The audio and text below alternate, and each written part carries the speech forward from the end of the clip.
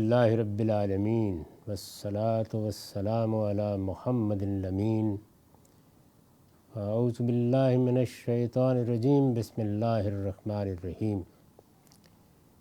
خواتین و حضرات، ہم میزان حصہ اول میں پہلے باب ایمانیات کا مطالعہ کر رہے ہیں۔ اس میں نبوت اور اس سے متعلقہ چیزیں زیر بحث ہیں۔ اس سے پہلے نبی کی فطرت کیا ہوتی ہے، ہم نے اس کو سمجھنے کی کوشش کی۔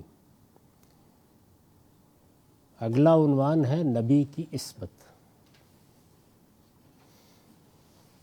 میں نے لکھا ہے نبی کی حیثیت سے وہی لوگ منتخب کیے جاتے ہیں جو نفس اور شیطان کی ترغیبات سے اپنے آپ کو بچاتے، گناہوں سے محفوظ رہتے اور ہر لحاظ سے اپنی قوم کے صالحین و اخیار ہوتے ہیں۔ یعنی اللہ تعالیٰ جن لوگوں کو نبوت کے لیے منتخب کرتا ہے ان کے بارے میں قرآن مجید نے بھی یہ بات بیان کی ہے، اور ان کی سیرت کا مطالعہ کرنے سے بھی یہی حقیقت واضح ہوتی ہے کہ نبوت سے پہلے بھی وہ اخلاقی لحاظ سے بہت بلند مرتبے پر فائز ہوتے ہیں۔ یہ انسان کے وجود کا وہ پہلو ہے جس پر مذہب کی تمام تعلیمات بھی منحصر ہیں، اور یہی وہ پہلو ہے کہ جو معرض امتحان میں ہے، یعنی انسان کے اخلاقی وجود کی تطہیر۔ اس لیے جن لوگوں کو نبوت کے لیے منتخب کیا جاتا ہے ان کے انتخاب میں اس کو ایک بنیادی حیثیت حاصل ہوتی ہے۔ میں اس سے پہلے عرض کر چکا ہوں کہ اللہ تعالیٰ نے جو صلاحیتیں انسان کو دی ہوتی ہیں، جن کا ظہور فنون میں، ادب میں، دوسری چیزوں میں ہوتا ہے، وہ زیر بحث نہیں ہوتی، لیکن اخلاق، سیرت، کردار، یہ بہرحال نبوت میں زیر بحث ہے۔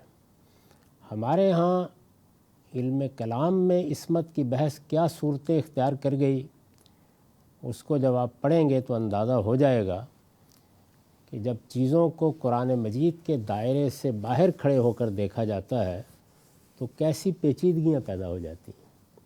یہ جتنے پہلو یہاں میں نے بیان کیے ہیں، یہ سب وہ ہیں جو قرآن مجید اپنے طریقے پر خود بیان کرتا ہے، اور نبوت کے معاملے میں، فرشتوں کے معاملے میں، اللہ تعالیٰ کے سنن کے معاملے میں ہمارے پاس اس کے سوا کوئی راستہ نہیں ہے کہ ہم ٹھیک اسی جگہ کھڑے رہیں جہاں اللہ کی کتاب نے ہم کو کھڑا کیا ہے۔ اس میں ایمانیات کی فہرستیں اپنی طرف سے مرتب کرنا یہ بڑے خطرے کی چیز ہے۔ وہی ایمانیات ہیں جو اللہ تعالیٰ نے بیان کر دیے ہیں، انہی کی بنیاد پر دین کی دعوت پیش کرنی چاہیے۔ باقی سب چیزیں حقائق کی حیثیت سے بیان ہوں گی۔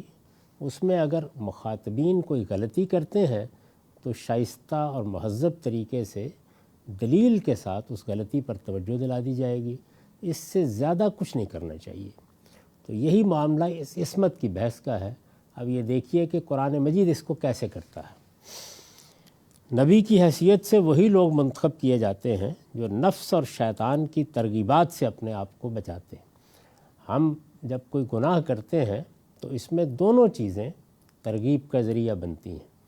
اللہ تعالیٰ نے یہ بات بتا دی ہے کہ خود نفس انسانی میں ایسی خواہشات، ایسے جذبات اور ایسے ہیجانات رکھے گئے ہیں کہ جو اس کی طبیعت پر اثر انداز ہوتے ہیں، اس کی جبلتیں زور کرتی ہیں، اور نتیجے کے طور پر ایسی دھند ذہن پر چھا جاتی ہے، یا کہہ لیجئے کہ وقتی طور پر چھا جاتی ہے، کہ انسان گناہ کر بیٹھتا ہے۔ اسی کو قرآن مجید نے اس طرح ادا کیا ہے کہ والذین یعملون السوء بجہالہ، یعنی ایک خاص طرح کی جذباتی کیفیت انسان پر طاری ہوتی ہے جس کو جہالت سے تعبیر کیا ہے۔ عربی زبان میں جہالت جذبات سے مغلوب ہو جانے کے لیے بھی استعمال ہوتا ہے، اور یہاں اسی مفہوم میں استعمال ہوا ہے۔ تو یہ چیز پیدا ہوتی ہے تو اس میں انسان گناہ کر بیٹھتا ہے۔ پھر جب نفس میں یہ اکساہٹ پیدا ہو جاتی ہے، ایک ہیجان کی کیفیت آ جاتی ہے، جذبات کا غلبہ ہو جاتا ہے، تو یہ ٹھیک وہ موقع ہوتا ہے جب شیاطین جن کو بھی ترغیب کا موقع ملتا ہے اور شیاطین انس کو بھی ترغیب کا موقع ملتا ہے، تو یہ چیز انسان کے لیے حفاظت کا باعث بن جاتی ہے کہ اگر وہ اپنے آپ کو اس طرح کی مغلوبیت سے بچائے رکھے۔ تاہم ہم جیسے انسان ہمہ شمہ بالعموم اس مغلوبیت میں مبتلا ہو جاتے ہیں۔ تو انبیاء کی حیثیت سے جو لوگ منتخب کیے جاتے ہیں وہ کون لوگ ہوتے ہیں؟ جو نفس اور شیطان کی ترغیبات سے اپنے آپ کو بچاتے، اپنے آپ کو بچاتے، یعنی یہی صحیح تعبیر ہے۔ ان کے اندر شدید داعیہ ہوتا ہے کہ وہ ادھر نہ جائیں، اس راستے کو نہ اختیار کریں۔ وہ اس کی طرف اگر کوئی رغبت بھی محسوس کرتے ہیں تو وہ رغبت اس درجے میں نہیں ہوتی کہ جہاں وہ شیطان کے ہاتھ میں اپنی باغ دے دیں، گناہوں سے محفوظ رہتے ہیں۔ اب اس کا ایک لازمی نتیجہ ہے اور وہ یہ ہے کہ پھر ان کی زندگی جو نبوت سے پہلے گزرتی ہے وہ بھی گناہوں سے محفوظ زندگی ہوتی ہے۔ یعنی کوئی چھوٹی موٹی لغزش ہو گئی، کوئی خطا ہو گئی، کسی طرف رغبت پیدا ہوئی، لیکن بحیثیت مجموعی ان کی سیرت اور کردار میں گناہوں کا اس طرح ظہور نہیں ہوتا، اور ہر لحاظ سے اپنی قوم کے صالحین و اخیار ہوتے ہیں۔ یعنی جب وہ دنیا کے سامنے بھی آتے ہیں، ظاہر ہے کہ انسان کا ایک باطن ہے، ایک اس کا ظاہر ہے، تو باطن کے لحاظ سے جتنا اپنے آپ کو وہ محفوظ رکھتے ہیں وہ تو رکھتے ہی ہیں، ان کا ظاہر بھی ایسا ہوتا ہے کہ ان کی قوم یہ سمجھتی ہے کہ یہ صالحین ہیں، اخیار ہیں، نیکوکار ہیں، یہ صحیح رویہ اختیار کرنے والے ہیں، ان کا اخلاقی وجود قابل ستائش ہے، اپنی قوم کے صالحین و اخیار ہوتے ہیں۔ سورہ انعام میں بہت سے پیغمبروں کے نام گنا کر فرمایا ہے کل من الصالحین، یہ سب نیکوکاروں میں سے تھے۔ یعنی اللہ تعالیٰ نے جہاں پیغمبروں کا ذکر کیا ہے وہاں پر اصطفاء کا لفظ بالعموم اختیار کیا جاتا ہے، یعنی انتخاب کرنا، منتخب کر لینا، اپنے کام کے لیے اللہ تعالیٰ کا کسی کو چن لینا، یہی وہ لفظ ہے اصطفاء، اجتباء، جس سے مصطفیٰ کا نام بنا ہے۔ ہم کہتے ہیں نا رسالت میں آپ صلی اللہ علیہ وسلم کو مصطفیٰ کہتے ہیں، تو اس کی وجہ بھی یہی ہے، یعنی وہ جن کو منتخب کیا گیا، جن کو برگزیدہ کیا گیا، جنہیں اللہ تعالیٰ نے اپنے کام کے لیے چن لیا۔ تو انبیاء علیہم السلام کے معاملے میں یہی تعبیر قرآن مجید نے اختیار کی ہے اور یہ بتایا ہے کہ وجہ انتخاب ان کا اخیار میں سے ہونا ہوتا ہے، صالحین میں سے ہونا ہوتا ہے۔ فرمایا ہے کل من الصالحین، یہ سب نیکوکاروں میں سے تھے۔ ایک دوسری جگہ ارشاد ہوا ہے، یہ سورہ صاد ہے اور 45 سے 48 تک آیات ہے، وَاذْكُرْ عِبَادَنَا إِبْرَاهِيمَ وَإِسْحَاقَ وَيَعْقُوبَ أُولِي الْأَيْدِي وَالْأَبْصَارِ إِنَّا أَخْلَصْنَاهُمْ بِخَالِصَةٍ ذِكْرَ الدَّارِ وَإِنَّهُمْ عِندَنَا لَمِنَ الْمُصْطَفِينَ الْأَخْيَارِ وَاذْكُرْ إِسْمَاعِيلَ وَالْيَسَعَ وَذَا الْكِفْلِ وَكُلٌّ مِّنَ الْأَخْيَارِ۔ اور ہمارے بندوں، معاف کیجیے، اور ہمارے بندوں ابراہیم اور اسحاق اور یعقوب کو یاد کرو، قوت اور بصیرت والے۔ یہ دیکھیے یہ دو لفظ استعمال کیے ہیں، یعنی انسان کے جسمانی وجود میں بھی سلامتی ہونی چاہیے، اس کے ذہنی وجود میں بھی سلامتی ہونی چاہیے۔ جب آپ کسی منصب کے لیے منتخب کر رہے ہیں تو دونوں چیزیں دیکھی جائیں گی۔ چنانچہ قرآن مجید نے یہ بتایا ہے کہ جس وقت قوموں کی رہنمائی کے لیے بھی کسی شخص کا انتخاب کیا جاتا ہے تو یہ چیزیں دیکھی جاتی ہیں۔ اس کا ظہور اس وقت ہوا جب بنی اسرائیل نے قرآن مجید کے بیان کے مطابق یہ درخواست کی کہ ہمارے لیے ایک بادشاہ مقرر کر دیا جائے۔ ان کے ہاں چونکہ ایک جمہوری نوعیت کا نظام تھا جسے مذہبی رہنما چلا رہے تھے، تو انہوں نے جب یہ درخواست کی تو اللہ تعالیٰ نے طالوت کا انتخاب کر کے، جس کو بائبل میں ساؤل کہا گیا ہے، یہ کہا کہ یہ اب تمہارا حکمران ہوگا۔ تو اس موقع پر بھی جو دو باتیں کہیں وہ کیا ہیں؟ بسطتم فی الجسم والعلم، یعنی جسم میں بھی اور علم میں بھی۔ گویا انسان کے وجود کا وہ پہلو جس کا تعلق اس کی ظاہری شخصیت سے ہے، اس قالب سے ہے جو انسانی روح کو پہنا دیا گیا ہے یا انسانی شخصیت کو پہنا دیا گیا ہے، اور وہ جس کو ہم علم کہتے ہیں، جس کا ظہور انسان کے ذہن کی صلاحیتوں سے ہوتا ہے۔ اور ہمارے بندوں ابراہیم اور اسحاق اور یعقوب کو یاد کرو، قوت اور بصیرت والے۔ اس میں بھی دونوں چیزوں کا حوالہ دیا ہے، یعنی انبیاء علیہم السلام کی حیثیت سے جن لوگوں کا انتخاب کیا گیا ان میں قوت بھی تھی۔ یہ قوت جسمانی بھی ہے اور یہ قوت ذہنی قوت بھی ہے، اس لیے کہ آپ کے اندر اگر صلابت نہیں ہے تو آپ عزیمت کے ساتھ معاملات کر نہیں سکتے، اور پھر بصیرت بھی، چیزوں کو سمجھنا، ان کے اندر اترنا، ان کی حقیقت کو پہنچنا۔ ہم نے ان کو ایک خاص کام معاف کیجیے، ہم نے ان کو ایک خاص کام اس گھر کی یاد دہانی کے لیے منتخب کیا تھا۔ یہ قرآن مجید الدار کا لفظ استعمال کرتا ہے جس میں الف لام عہد کا ہوتا ہے۔ اس گھر، وہ کون سا گھر ہے؟ آخرت کا گھر۔ یہ قرآن کی خاص تعبیر ہے، یعنی جب کوئی کتاب لکھی جاتی ہے، کوئی علم وجود میں آتا ہے، کسی فن کی تشکیل ہوتی ہے، تو اس میں بہت سے الفاظ عرف کی حیثیت اختیار کر لیتے ہیں۔ تو یہی معاملہ الدار کا ہے۔ یہ در حقیقت جنت کی تعبیر ہے یا آخرت کی تعبیر ہے، تو اس کی یاد دہانی کے لیے، یعنی وہ گھر جو بننے والا ہے، اس کو بھی، اس دنیا کو بھی گھر ہی سے تعبیر کیا ہے۔ قرآن مجید میں آتا ہے نا کہ والبیت المعمور، یعنی یہ آباد گھر، یہ جو دنیا ہے یہ آباد گھر، اور آسمان کا ذکر کیا والسقف المرفوع، اور بلند چھت۔ تو گویا تعبیر یہ ہے کہ جیسے ایک گھر کے اوپر ایک چھت ہوتی ہے، تو یہ زمین گویا تمہارا گھر ہے اور یہ آسمان گویا تمہارے لیے ایک چھت ہے۔ اس گھر کی یاد دہانی، یہ انبیاء علیہم السلام کے انتخاب کا مقصد بھی بیان کر دیا ہے، جس کو میں بار بار توجہ دلاتا ہوں کہ انبیاء علیہم السلام کس لیے آتے ہیں؟ نہ طب کے نسخے بتانے کے لیے آتے ہیں، نہ جسمانی امراض کا علاج کرنے کے لیے آتے ہیں، نہ ہمارے سیاسی اور معاشی مسائل کو حل کرنے کے لیے آتے ہیں۔ ان کے آنے کا مقصد جو ہے وہ ذکرت دار ہے، جس کو قرآن نے یہاں بیان کیا، اس گھر کی یاد دہانی۔ ان کاموں کے لیے اللہ تعالیٰ نے انسان کو بے پناہ صلاحیتیں دے کر بھیجا ہے۔ یعنی یوں سمجھ لیجئے کہ اللہ تعالیٰ کا ایک الہام وہ ہے جو اس نے اس دنیا کی زندگی کو بہتر سے بہتر بنانے کے لیے، اعلیٰ سے اعلیٰ جگہ تک پہنچانے کے لیے انسان کے اندر کر دیا ہے۔ وہ الہام، وہ وحی ہمارے اندر موجود ہے، وہ خدا کی نعمت ہے جس کو لے کر ہم پیدا ہوتے ہیں۔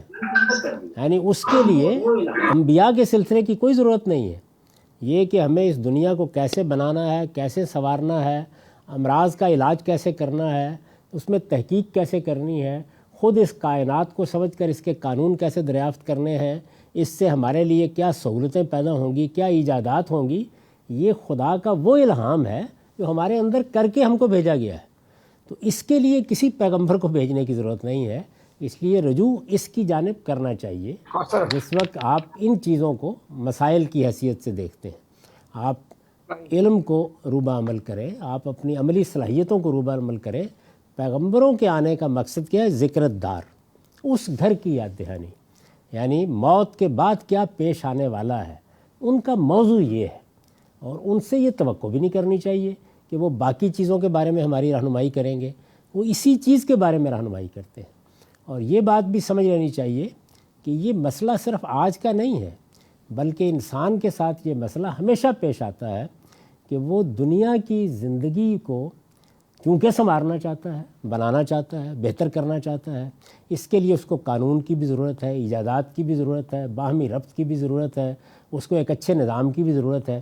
تو جس وقت انبیاء علیہم السلام اپنی ہدایت پیش کرتے ہیں تو چونکہ اسی دنیا کے اندر سے ان کو اس طرف رہنمائی کرنی ہوتی ہے، یعنی جو مقصود ہے وہ کیا ہے کہ وہ اس گھر کی یاد دہانی کرائیں، اور اس یاد دہانی سے پیش نظر کیا ہے کہ لوگ اس گھر کو یاد رکھیں اور وہاں جا کر کامیابی حاصل کرنے کی جدوجہد کریں۔ وہ کامیابی حاصل کرنے کی جدوجہد کہاں کرنی ہے؟ وہ اسی دنیا کے اندر کرنی ہے۔ جب اسی دنیا کے اندر کرنی ہے تو ظاہر ہے اس کا مقصد بھی متعین کیا جائے گا۔ وہ کیا ہے؟ تزکیہ، اپنے آپ کو پاکیزہ بنانا۔ اس پاکیزگی کے لیے آپ کو کچھ ہدایات دی جائیں گی۔ آپ جب دنیا میں ان ہدایات پر عمل کریں گے تو اس کے بھی کچھ فوائد ہوں گے، پھر میں عرض کروں بھی کچھ فوائد ہوں گے۔ وہ جو فوائد ہیں وہ بعض اوقات انسان کو اس طرف لے جاتے ہیں کہ شاید انبیاء اسی لیے آئے ہیں۔ اور یہ معاملہ میں نے عرض کیا کہ صرف آج کے دور کا نہیں ہے، بلکہ خود ہمارے ہاں جو ہماری روایتی فکر ہے اس میں بھی دین میں مقاصد طے کیے گئے کہ یہ دین کے مقاصد ہیں، جیسے عقل کی حفاظت، جیسے مال کی حفاظت، جیسے دین کی حفاظت، جیسے آبرو کی حفاظت، جیسے جان کی حفاظت۔ ان میں سے کوئی چیز بھی مقصد نہیں ہے، یہ فائدہ ہے زیادہ سے زیادہ۔ یہ ایسے ہی ہے کہ قرآن مجید نے یہ بتایا کہ نماز پڑھو اس لیے کہ اقم الصلاۃ لذکری، میں تمہیں یاد رہوں، یہ میری یاد دہانی کے لیے لازم کی گئی۔ اس کا یہ فائدہ بھی ہو سکتا ہے کہ آپ کے گھٹنوں کے درد کا علاج ہو جائے۔ تو فوائد ایک بالکل الگ چیز ہے، وہ ہو جاتے ہیں۔ تو اس وجہ سے جب آپ ان پہلوؤں سے دیکھیں گے تو آپ کو انبیاء علیہم السلام کی تعلیم بڑی حد تک آپ محسوس کریں گے ناقص نظر آئے گی۔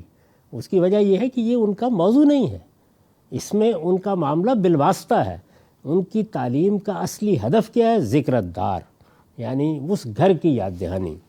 تو فرمایا کہ انا اخلصناہم بخالصۃ، ہم نے ان کو ایک خاص کام، یہ دیکھیے قرآن مجید کے الفاظ کیا ہیں، ہم نے ان کو ایک خاص کام کے لیے منتخب کیا تھا۔ جانتے ہو وہ کیا کام ہے؟ ذکر الدار، وہ اس گھر کی یاد دہانی ہے۔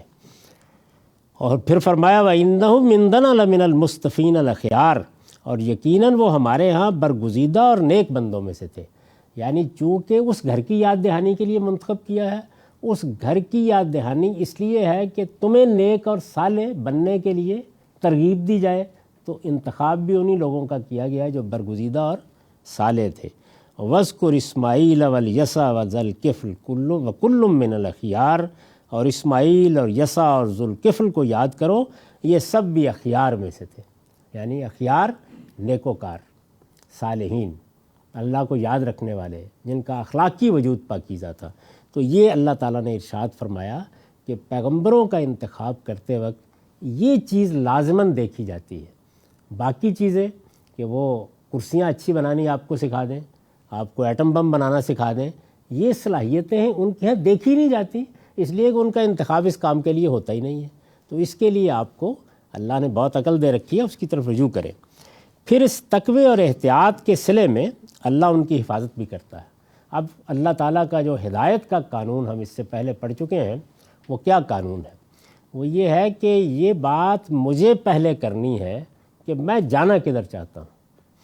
یعنی جب میں یہ فیصلہ کر لیتا ہوں تو میرے اس فیصلے کا اللہ امتحان کرتے ہیں، یعنی کتنی استقامت ہے، کتنی ہمت ہے، کتنا حوصلہ ہے، کتنا اخلاص ہے۔ پھر اس کے بعد جب میں پوری طرح اندر سے صاف ہو جاتا ہوں اور میرے اندر شدید تمنا ہوتی ہے کہ میں اب اپنے آپ کو صالح رکھوں، نیک رکھوں، اب میں اللہ کے حدود کی پیروی کروں، تو پھر اللہ تعالیٰ بھی مدد کرنا شروع کر دیتے ہیں۔ یعنی وہ مرحلہ پھر اس کے بعد آ جاتا ہے۔ پھر اس تقوی اور احتیاط کے صلے میں، یعنی پہلے میں نے اب تقویٰ کیا ہے؟ اپنے آپ کو حدود میں رکھنے کی کوشش۔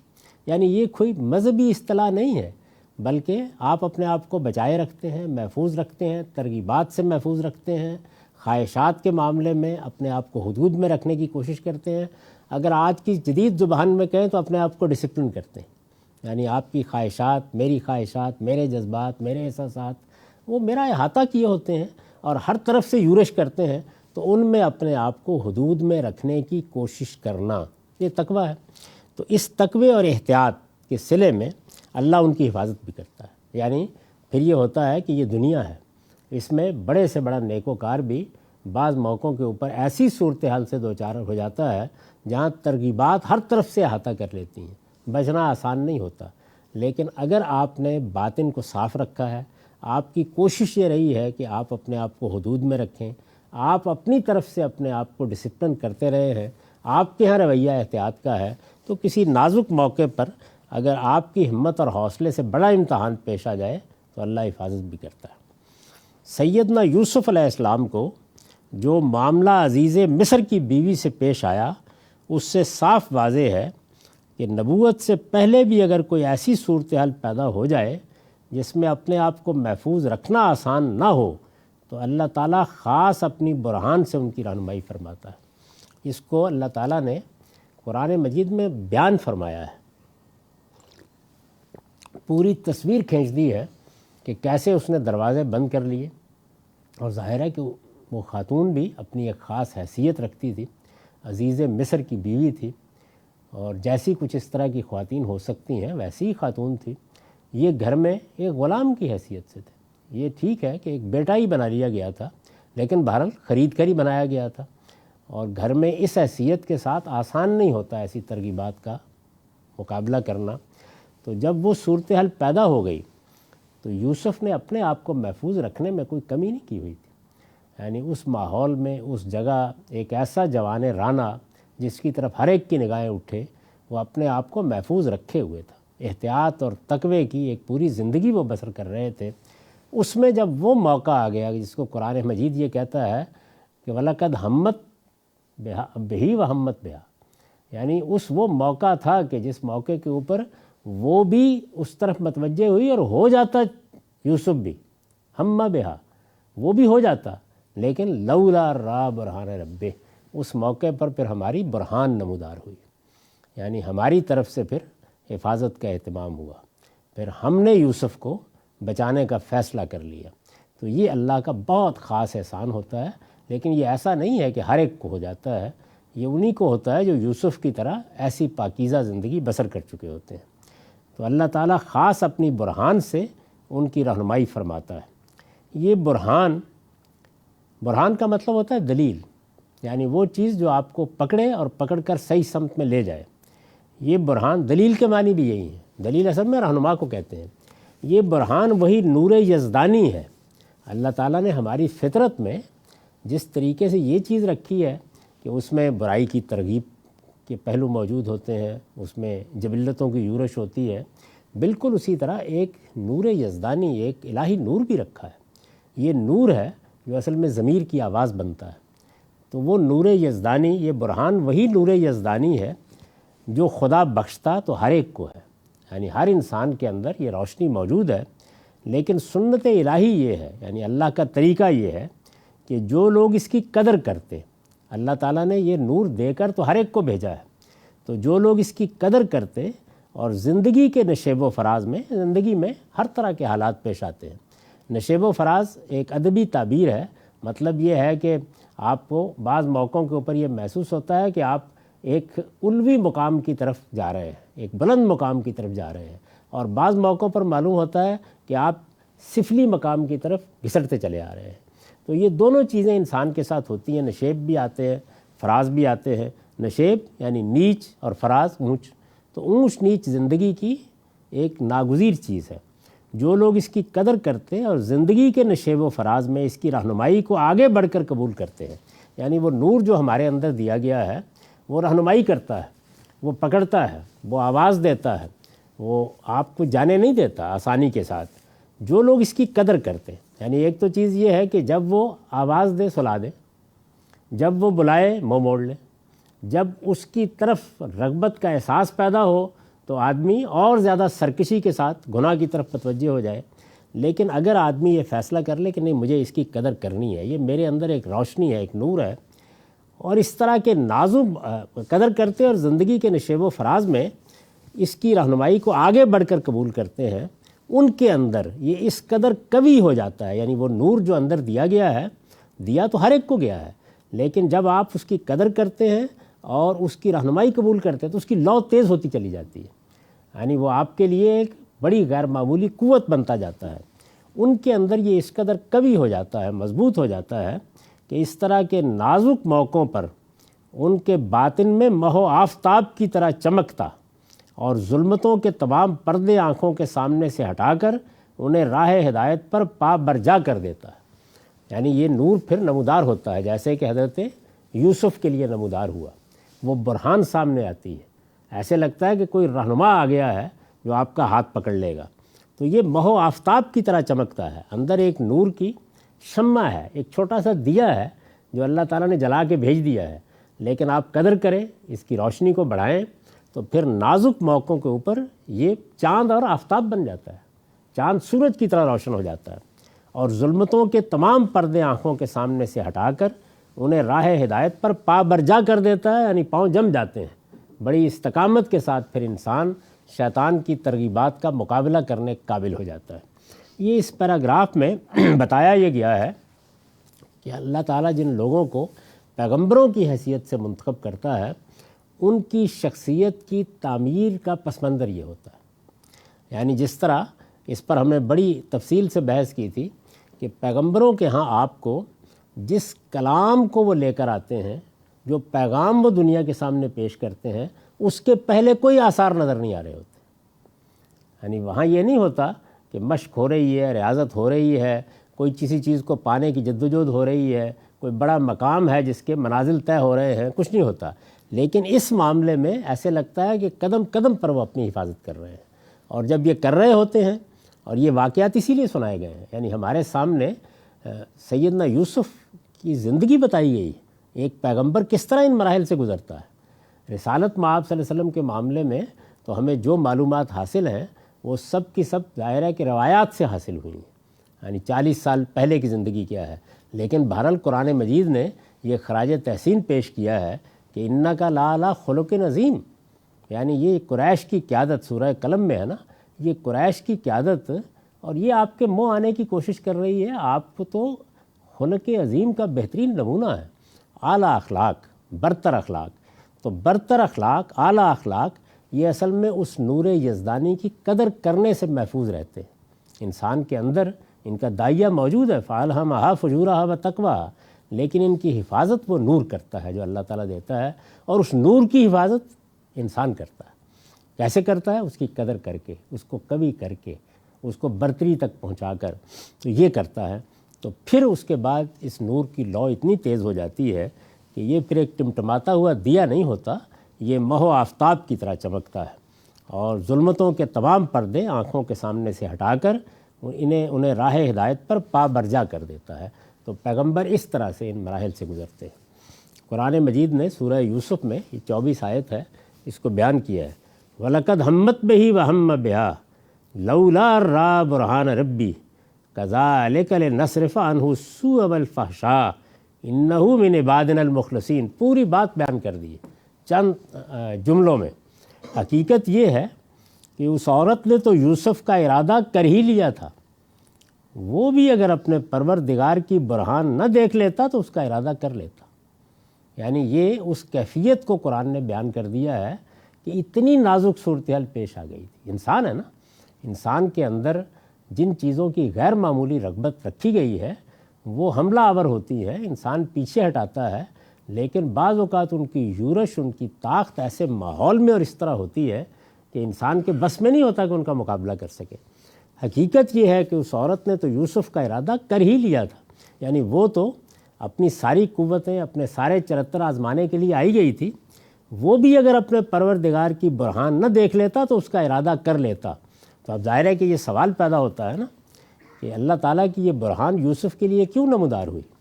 تو اس کا جواب دیا ہے، اسی طرح ہوا تاکہ ہم اس سے برائی اور بے حیائی کو دور رکھیں، اس میں شبہ نہیں کہ وہ ہمارے برگزیدہ بندوں میں سے تھا۔ یعنی یہ اس نے کر لیا ہوا تھا، وہ اتنا منتخب شخص تھا، تقوی اور احتیاط کے اس مقام پر تھا، اس لیے اس کا صلہ دیا ہم نے کہ اس موقع پر پھر ہماری برہان اس کی مدد کے لیے نمودار ہو گئی۔ تو یہ ساری بات اس لیے کہی گئی ہے کہ انبیاء علیہم السلام کے بارے میں یہ تصور نہ ہو کہ گویا ان کے اندر کوئی گناہ کرنے کی صلاحیت نہیں ہوتی، یا ان کے اندر وہ داعیات نہیں ہوتے جو ہمارے اندر ہوتے ہیں، یا ان کے ہاں جبلتوں کی وہ یورش نہیں ہوتی، سب کچھ ہوتا ہے۔ تو یہ پوری تصویر بتا دی ہے کہ یہ سب ہوتا ہے، انسان ہی ہوتے ہیں وہ، یعنی ایک بشر کی حیثیت سے جو چیزیں ہر انسان کو لاحق ہیں ان کو بھی لاحق ہوتی ہیں۔ فرق کیا ہے؟ فرق یہ ہے کہ ہر انسان کو یہ سب چیزیں لاحق ہوتی ہیں، لیکن ان کا مقابلہ کرنے کے لیے ایک نور اس کو دیا گیا ہوتا ہے۔ اصلی سوال یہ ہے کہ اس نور کی کتنی قدر افزائی ہوئی ہے۔ اگر اس کی قدر افزائی ہوئی ہے، قدم قدم پر اس کی لو تیز رکھی گئی ہے، آدمی نے اپنے آپ کو احتیاط اور تقوی کی منزل کی طرف گامزن رکھا ہے، ہر قدم پر کوشش کی ہے کہ وہ اس یورش کا مقابلہ کرتا رہے، تو آہستہ آہستہ پھر وہ نوبت آ جاتی ہے کہ اگر کسی وقت بے بسی ہو جائے تو اللہ اپنی برہان نازل کرتا ہے اور یہ نور ماہ و آفتاب بن کے چمکتا ہے۔ تو یہ ہوا سیدنا یوسف کے ساتھ۔ سیدنا آدم علیہ السلام کی جس لغزش کا ذکر قرآن میں ہوا ہے، اب ہمارے سامنے سیدنا یوسف ہے، یعنی ان کے بارے میں یہ بتایا کہ یہ لغزش ہو جاتی، یہ گناہ ہو جاتا، وہ بھی ارادہ کر لیتے اگر اللہ کی برہان نہ دیکھ لیتے۔ اور اللہ کی برہان کا نتیجہ کیا نکلا کہ اللہ تعالیٰ نے اس موقع کے اوپر انہیں بے حیائی اور برائی سے بچا لیا، کیوں بچا لیا؟ اس لیے کہ وہ ہمارے برگزیدہ بندوں میں سے تھا، وہ پہلے سے اپنے آپ کو تیار کیے ہوئے تھا، اس نے پہلے سے اپنے آپ کو ایک خیر الناس بنا کے رکھا ہوا تھا، یعنی یہ صلاح تھا گویا اللہ تعالیٰ کی طرف سے جس طرح یہ قانون بیان ہوا ہے کہ اللہ کی ہدایت کی قدر نہ کی جائے، اس کے مقابلے میں انسان سرکشی اختیار کر لے، تو ایک وقت ایسا آ جاتا ہے کہ اللہ تعالیٰ اس کے دل پر مہر لگا دیتے ہیں۔ یہ دنیا میں گویا غلط رویے کی سزا ہوئی، اسی طرح صحیح رویے کی جزا ہے یہ کہ اللہ تعالیٰ پھر بچاتے ہیں۔ تو دنیا میں ایک باطنی سطح پر جزا و سزا کا نظام چل رہا ہے۔ ایک جزا و سزا وہ ہے کہ جو خارج میں ہوتی ہے، کسی آدمی کو سزا مل گئی، کسی کو جزا مل گئی۔ ایک جزا و سزا وہ ہے جو اس گھر کے حوالے سے ہمارے ساتھ ہر وقت ہو رہی ہے، یعنی اگر ہم صحیح رویہ اختیار کرتے ہیں تو اللہ کے فرشتے ہماری مدد کرتے ہیں، ہمارے لیے راہیں کھلتی چلی جاتی ہیں۔ ہم کوئی ارادہ کرتے ہیں تو ایسا نہیں کہ امتحان نہیں ہوتا، لیکن اللہ تعالیٰ ہاتھ پکڑ لیتے ہیں۔ اور اسی طرح اگر غلطی ہوتی ہے، کوتاہی ہوتی ہے، تو اگر غلطی اور کوتاہی ہو ہی گئی ہے، ظاہر ہے کہ ہم پیغمبر نہیں ہیں، اللہ پردہ ڈال دیتے ہیں، راستہ دکھا دیتے ہیں، روشنی کہیں نظر آ جاتی ہے، تو یہ اللہ کی وہ مدد ہے جو انسان کو حاصل ہوتی رہتی ہے۔ اسی طرح اگر کوئی شخص سرکشی کا راستہ اختیار کر لیتا ہے تو پھر شیطان اس کا ہاتھ پکڑ لیتا ہے، اس کو بھی قرآن مجید نے بیان کر دیا۔ تو ایک جزا و سزا کا یہ عمل ہے جو اسی دنیا میں ہمارے ساتھ ہمارے باطن میں ہو رہا ہے، ہر وقت ہو رہا ہے، یعنی اللہ کی مدد، اس کے فرشتوں کی مدد اگر آپ نیکی کی راہ اختیار کریں، اور اللہ تعالیٰ کی لعنت، اس کی رحمت سے دوری، اور اس کے نتیجے میں وہ بات جس کو قرآن نے بیان کیا کہ میں یعش عن ذکر الرحمن، جو رحمان کی یاد دہانی سے، رحمان کی یاد دہانی کیا ہے؟ یہی ذکر الدار، جو اپنے آپ کو اس سے گریزاں کر لیتے ہیں، نقیض لہو شیطانا، ہم ان کے اوپر پھر شیطانوں کو موقع دیتے ہیں کہ وہ مسلط ہو جائیں، یعنی اس کے بعد ان کی، یہاں دیکھیے خدا کی برہان آ جاتی ہے، وہاں کیا ہے؟ شیطان آ جاتے ہیں۔ تو دونوں چیزیں بات کی۔ سیدنا آدم علیہ السلام کی جس لغزش کا ذکر قرآن میں ہوا ہے، اس سے کسی شخص کو اس باب میں کوئی غلط فہمی نہیں ہونی چاہیے۔ یعنی یہ جو بات ہم بیان کر رہے ہیں، تو ایک آدمی یہ کہہ سکتا ہے کہ آدم علیہ السلام نے تو پہلے ہی مرحلے پر غلطی کر ڈالی، یعنی وہ بھی اللہ کے پیغمبر ہوئے بعد میں، خود قرآن نے بتایا ہے کہ پھر ان کا استعفیٰ ہو گیا، ان کو برگزیدہ کیا گیا، تو یہ لغزش کیسے ہو گئی ان سے؟ سیدنا آدم علیہ السلام کی اس لغزش کا ذکر قرآن میں ہوا ہے، اس سے کسی شخص کو اس باب میں کوئی غلط فہمی نہیں ہونی چاہیے۔ اس میں شبہ نہیں کہ قرآن نے اس کے لیے عصیان کا لفظ استعمال کیا ہے، یعنی گناہ ہو گیا، غلطی ہو گئی، نافرمانی ہو گئی۔ اس میں شبہ نہیں، عصیان کا مطلب ہے نافرمانی۔ اس میں شبہ نہیں کہ قرآن نے اس کے لیے عصیان کا لفظ استعمال کیا ہے، لیکن قرآن ہی میں اللہ تعالیٰ نے صراحت فرما دی ہے کہ اس کا سبب ان کا نسیان تھا۔ یعنی اللہ تعالیٰ نے یہاں یہ بتایا ہے کہ عصا آدم نے نافرمانی کر ڈالی، ان سے کہا گیا تھا کہ وہ اس باغ میں اس چیز کے قریب نہیں جائیں گے، روکا گیا تھا انہیں، اور میاں بیوی کو اس چیز سے روکا گیا تھا جس سے ہمیں رمضان کی راتوں میں روک دیا جاتا ہے۔ تو قرآن مجید نے یہ صحیح فرمایا کہ ہوئی تو نافرمانی، یعنی اگر ظاہر کے لحاظ سے دیکھیں، لیکن نافرمانی کا باعث کیا چیز بنی؟ نافرمانی کا باعث کیا یہ چیز بنی کہ انہوں نے تقوی کا دامن ہاتھ سے چھوڑ دیا تھا؟ کیا یہ چیز بنی کہ وہ اللہ تعالیٰ کی نافرمانی کا فیصلہ کر کے اس جانب چلے گئے تھے؟ کیا جبلتوں سے اتنے مغلوب ہو گئے تھے کہ اس کے نتیجے میں ان کو خدائی یاد نہیں رہا تھا؟ اللہ تعالیٰ فرماتے ہیں کہ اس کا سبب ان کا نسیان تھا، یعنی آدمی کے اوپر بعض اوقات ایسی حالت طاری ہو جاتی ہے کہ اسے توجہ نہیں رہتی، ایک خاص طرح کی غفلت طاری ہو جاتی ہے انسان کے اوپر۔ یہ وہ غفلت ہے کہ جس میں اگر کسی موقع کے اوپر انسان بھول گیا، نسیان کا مطلب ہے انسان بھول گیا، یعنی وہ چیز ہی ذہن میں تازہ نہیں رہی، وہ بات ہی تازہ نہیں رہی انسان کے، تو اس کا سبب ان کا نسیان تھا۔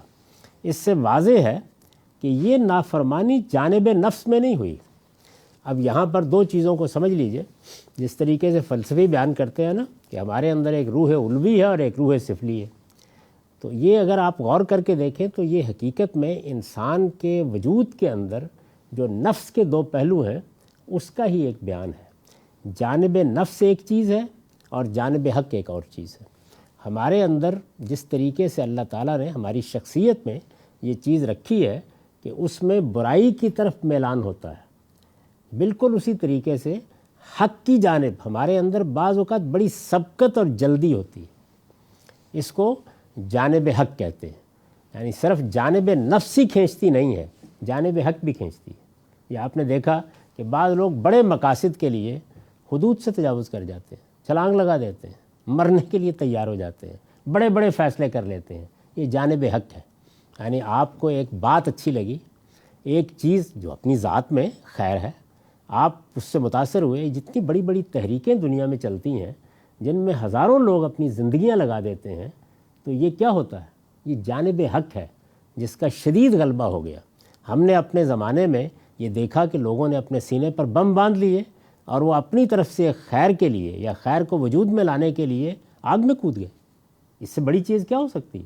یعنی ہمارے یہاں تو شاعری ہو رہی تھی نا کہ بے خطر کود پڑا آتش نمرود میں عشق، تو ہم نے دیکھا اپنی آنکھوں کے سامنے کہ لوگ واقعی بے خطر کود پڑے۔ یعنی ایک شخص ہے وہ ایک جیکٹ باندھ کے آ گیا ہے، مرنے کے لیے تیار ہو گیا ہے۔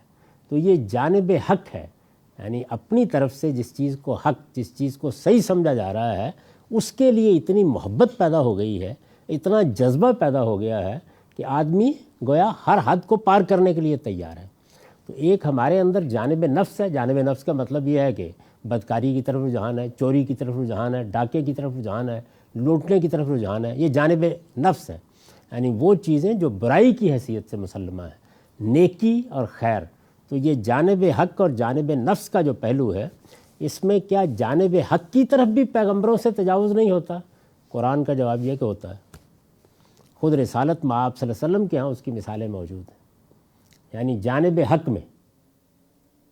اب یہ دیکھیے نا کہ اللہ تعالیٰ نے قرآن مجید میں 2-3 مقامات پر آپ کو توجہ دلائی، بڑی محبت کے ساتھ، بڑے التفات کے ساتھ، کہ یہ آپ کدھر جا رہے ہیں؟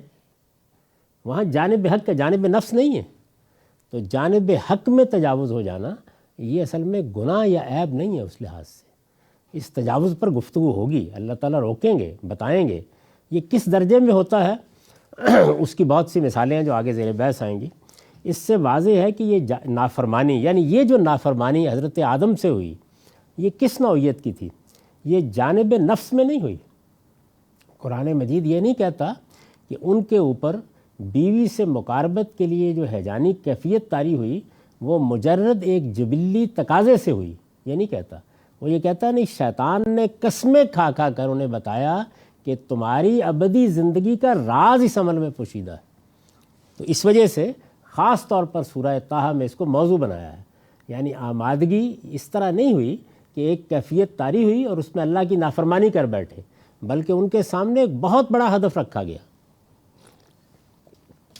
تو قرآن مجید نے یہ کہا ہے کہ بار بار قسمیں کھائیں، بار بار توجہ دلائی، بار بار آ کر ترغیب دی اور انہیں یقین دلایا۔ اس سے واضح ہے کہ یہ نافرمانی جانب نفس میں نہیں ہوئی، اور نہ اس کا ارتکاب انہوں نے بالارادہ کیا ہے۔ یعنی نسیان کے لفظ سے قرآن مجید نے یہ واضح کیا کہ بالارادہ نہیں کیا، ایک غفلت اور بھول کی کیفیت طاری ہو گئی۔ یعنی ایک ہدف، ایک مقصد جو شیطان نے سامنے رکھ دیا، اس کا اتنا غلبہ ہو گیا کہ وہ پچھلی بات بھول گئے۔ اور دوسری جانب یہ واضح کر دیا ہے کہ ترغیب دینے والے نے یہ نہیں ہے کہ برائی کی ترغیب دی ہے، اس نے نیکی، خیر، بڑے اعلیٰ مقصد کو حاصل کرنے کی ترغیب دی ہے۔ تو دونوں چیزوں کو واضح کیا۔ قرآن سے معلوم ہوتا ہے کہ شیطان نے جب بار بار قسم کھا کر انہیں یقین دلایا کہ وہ ان کا خیر خواہ ہے، اور باور کرا دیا کہ ابدیت کی بادشاہی اسی درخت کا پھل کھانے سے حاصل ہوگی جس سے انہیں روکا گیا ہے۔ ابدیت انسان کی سب سے بڑی خواہش، انسان کا سب سے بڑا مسئلہ ہے، یعنی موت۔ اس وقت تو ہم پوری دنیا میں دیکھ رہے ہیں کہ انسان موت سے کیسے فرار اختیار کرتا ہے۔ موت کتنا بڑا مسئلہ ہے، جب یہ سر پر منڈلانے لگتی ہے تو سب کچھ بھول جاتا ہے۔ اور ادھر معاملہ کیا ہے؟ ابدیت، یعنی اس کے مقابل میں کہ ابدی زندگی حاصل ہو جائے، یعنی کبھی موت نہ آئے۔ تو یہ چیز ہے جس کو شیطان نے ہدف بنایا، اور اس نے کہا کہ ابدیت کی بادشاہی، یعنی تمہارے لیے جو اٹرنل لائف ہے، وہ اسی درخت کا پھل کھانے سے حاصل ہوگی جس سے انہیں روکا گیا ہے۔ وہ یہ بتایا کہ اصل میں یہ ہے وہ وجہ، اور یہ تمہیں اس لیے روکا گیا ہے کہ کہیں تم وہ چیز حاصل نہ کر لو جو تمہارے سامنے یہ فرشتوں کو حاصل ہے، ایک ابدی بادشاہی ہے ان کے پاس۔ تو وہ اس کے بہکاوے میں آ گئے اور جذبات سے مغلوب ہو کر اپنے پروردگار کی نافرمانی کر بیٹھے۔ یعنی یہ چیز ترغیب کا باعث بنی، یہ ترغیب بڑھتی چلی گئی، یہاں تک کہ پھر انسان کے اندر جو ایک جبلی تقاضا رکھا گیا اس کا غلبہ ہوا اور پھر پروردگار کی نافرمانی ہوئی۔ پھر اپنی اس لغزش پر وہ قائم بھی نہیں رہے، اور یہ بھی نہیں ہوا کہ جب وہ اس لغزش کا ارتکاب کر بیٹھے تو اب گویا انہوں نے ڈیرا ڈال لیا، نہیں، سخت نادم ہوئے، توبہ کی، اور اللہ تعالیٰ نے کمال عنایت سے ان کی توبہ قبول کر کے انہیں نبوت کا منصب عطا کر دیا۔ یہ خود قرآن مجید نے اس غلطی یا اس لغزش کا تجزیہ کیا ہے، تو اس سے سمجھا جا سکتا ہے کہ پیغمبر کس درجے میں صالحین و اخیار ہوتے ہیں۔ وقت ہمارا ختم ہو گیا، اب انشاءاللہ العزیز اگلی نشست ہوگی، 10 منٹ کا وقفہ ہے۔ اقول و قولی ھذا واستغفر اللہ لی ولکم ولسائر المسلمین العالمین، والصلاۃ والسلام علی محمد الامین۔ اعوذ باللہ من الشیطان الرجیم، بسم اللہ الرحمن الرحیم۔ خواتین و حضرات، ہم میزان حصہ اول میں پہلے باب ایمانیات کا مطالعہ کر رہے ہیں۔ اس میں نبی کی عصمت زیر بحث ہے۔ اس سے پہلے ہم نے یہ دیکھا کہ اللہ تعالیٰ پیغمبروں کی حیثیت سے، نبیوں کی حیثیت سے جن ہستیوں کا انتخاب کرتا ہے ان سے متعلق معیار کیا ہے۔ یہ بتایا گیا کہ کل من الصالحین، کل من الاخیار، یعنی وہ سب اخیار میں اور صالحین میں ہوتے ہیں۔ اب ظاہر ہے کہ صالحین و اخیار میں ہوتے ہیں تو کیا ان سے کوئی لغزش ہو نہیں سکتی؟ وہ اس کی صلاحیت نہیں رکھتے، اس کے داعیات نہیں رکھتے؟ تو قرآن مجید نے بتایا کہ ایسی چیز نہیں ہوتی، یعنی بشری پہلو سے وہ ساری چیزیں ان کے اندر موجود ہوتی ہیں جو ایسے داعیات پیدا کر سکتی ہیں، لیکن اللہ تعالیٰ نے جو نور انہیں عطا فرمایا ہے اور جو ہر انسان کو دیا ہے وہ اس کی لو تیز رکھتے ہیں، وہ اس کی حفاظت کرتے ہیں، اس کی قدر کرتے ہیں، اور پھر اللہ تعالیٰ بھی ان کی حفاظت فرماتا ہے۔ اس میں سیدنا یوسف کا ذکر ہوا، پھر سیدنا آدم علیہ السلام کے ساتھ جو معاملہ ہوا اس کی ہم نے حقیقت سمجھی کہ انسان کے اندر ایک جانب نفس ہے اور ایک جانب حق ہے۔ تو بعض اوقات ایسا ہوتا ہے کہ جانب حق کی طرف ترغیبات اس درجے میں لے جاتی ہیں کہ اللہ تعالیٰ نے اس کے لیے جو حدود مقرر کیے ہوتے ہیں ان کی خلاف ورزی ہو جاتی ہے، اور یہ اسی وقت ہوتا ہے کہ جب یا تو انسان کسی چیز کے علم کے معاملے میں ناپختہ رہ جاتا ہے، جیسے ہم نے بہت سے لوگوں کو دیکھا کہ وہ بعض دینی ترغیبات کے نتیجے میں حدود سے آگے بڑھ گئے۔ تو وجہ کیا تھی؟ اچھا علم نہیں تھا، علم کی تربیت نہیں ہوئی تھی، علم کے معاملے میں انسان کا رویہ کیا ہونا چاہیے وہ سکھایا نہیں گیا تھا۔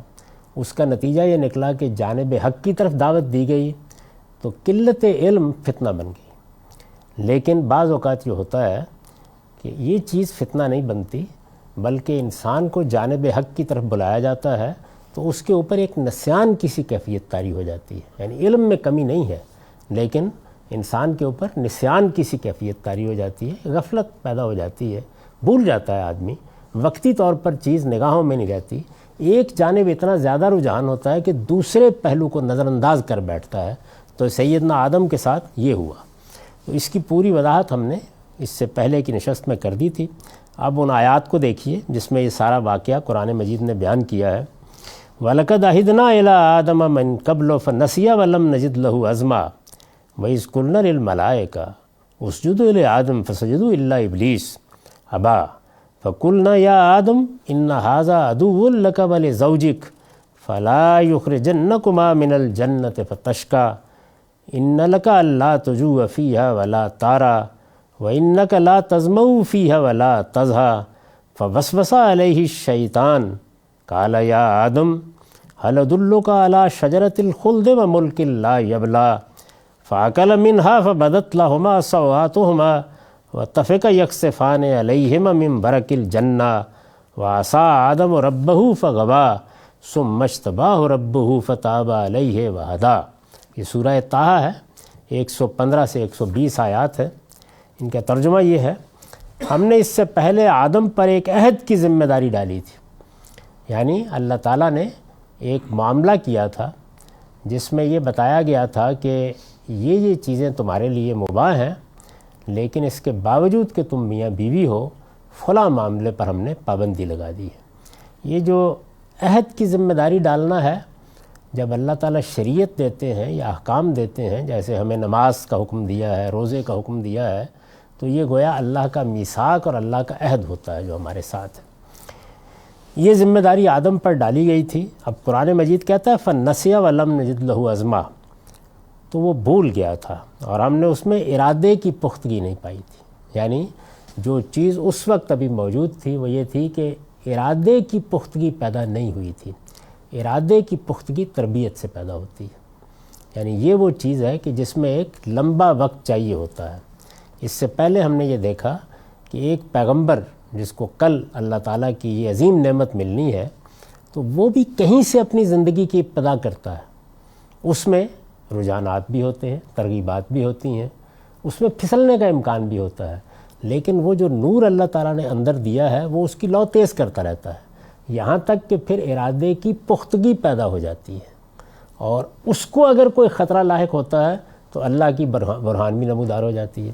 خود رسالت مآب صلی اللہ علیہ وسلم کا یہ واقعہ بیان ہوا ہے، اور تمام اچھی روایات میں بیان ہوا ہے کہ جس وقت آپ بکریاں چراتے تھے، یعنی یہ جو نوجوانی کا ابتدائی زمانہ ہوتا ہے، اس میں خود رسول اللہ صلی اللہ علیہ وسلم نے ایک موقع کے اوپر یہ واقعہ بیان کیا ہے کہ مجھے بھی یہ خیال ہوا کہ عام طور پر رات کی جو مجلسیں ہوتی ہیں جس میں نوجوان بیٹھتے ہیں، قصے سنتے ہیں اور اس طرح کا گانا بجانا اور یہ سب چیزیں ہوتی ہیں، تو میں بھی اس کو سننا چاہتا ہوں۔ تو میں نے اپنے ساتھی سے یہ کہا کہ کیا یہ ممکن ہے کہ تم میری بکریوں کا خیال رکھو اور آج رات میں بھی اس طرح کسی مجلس میں چلا جاؤں؟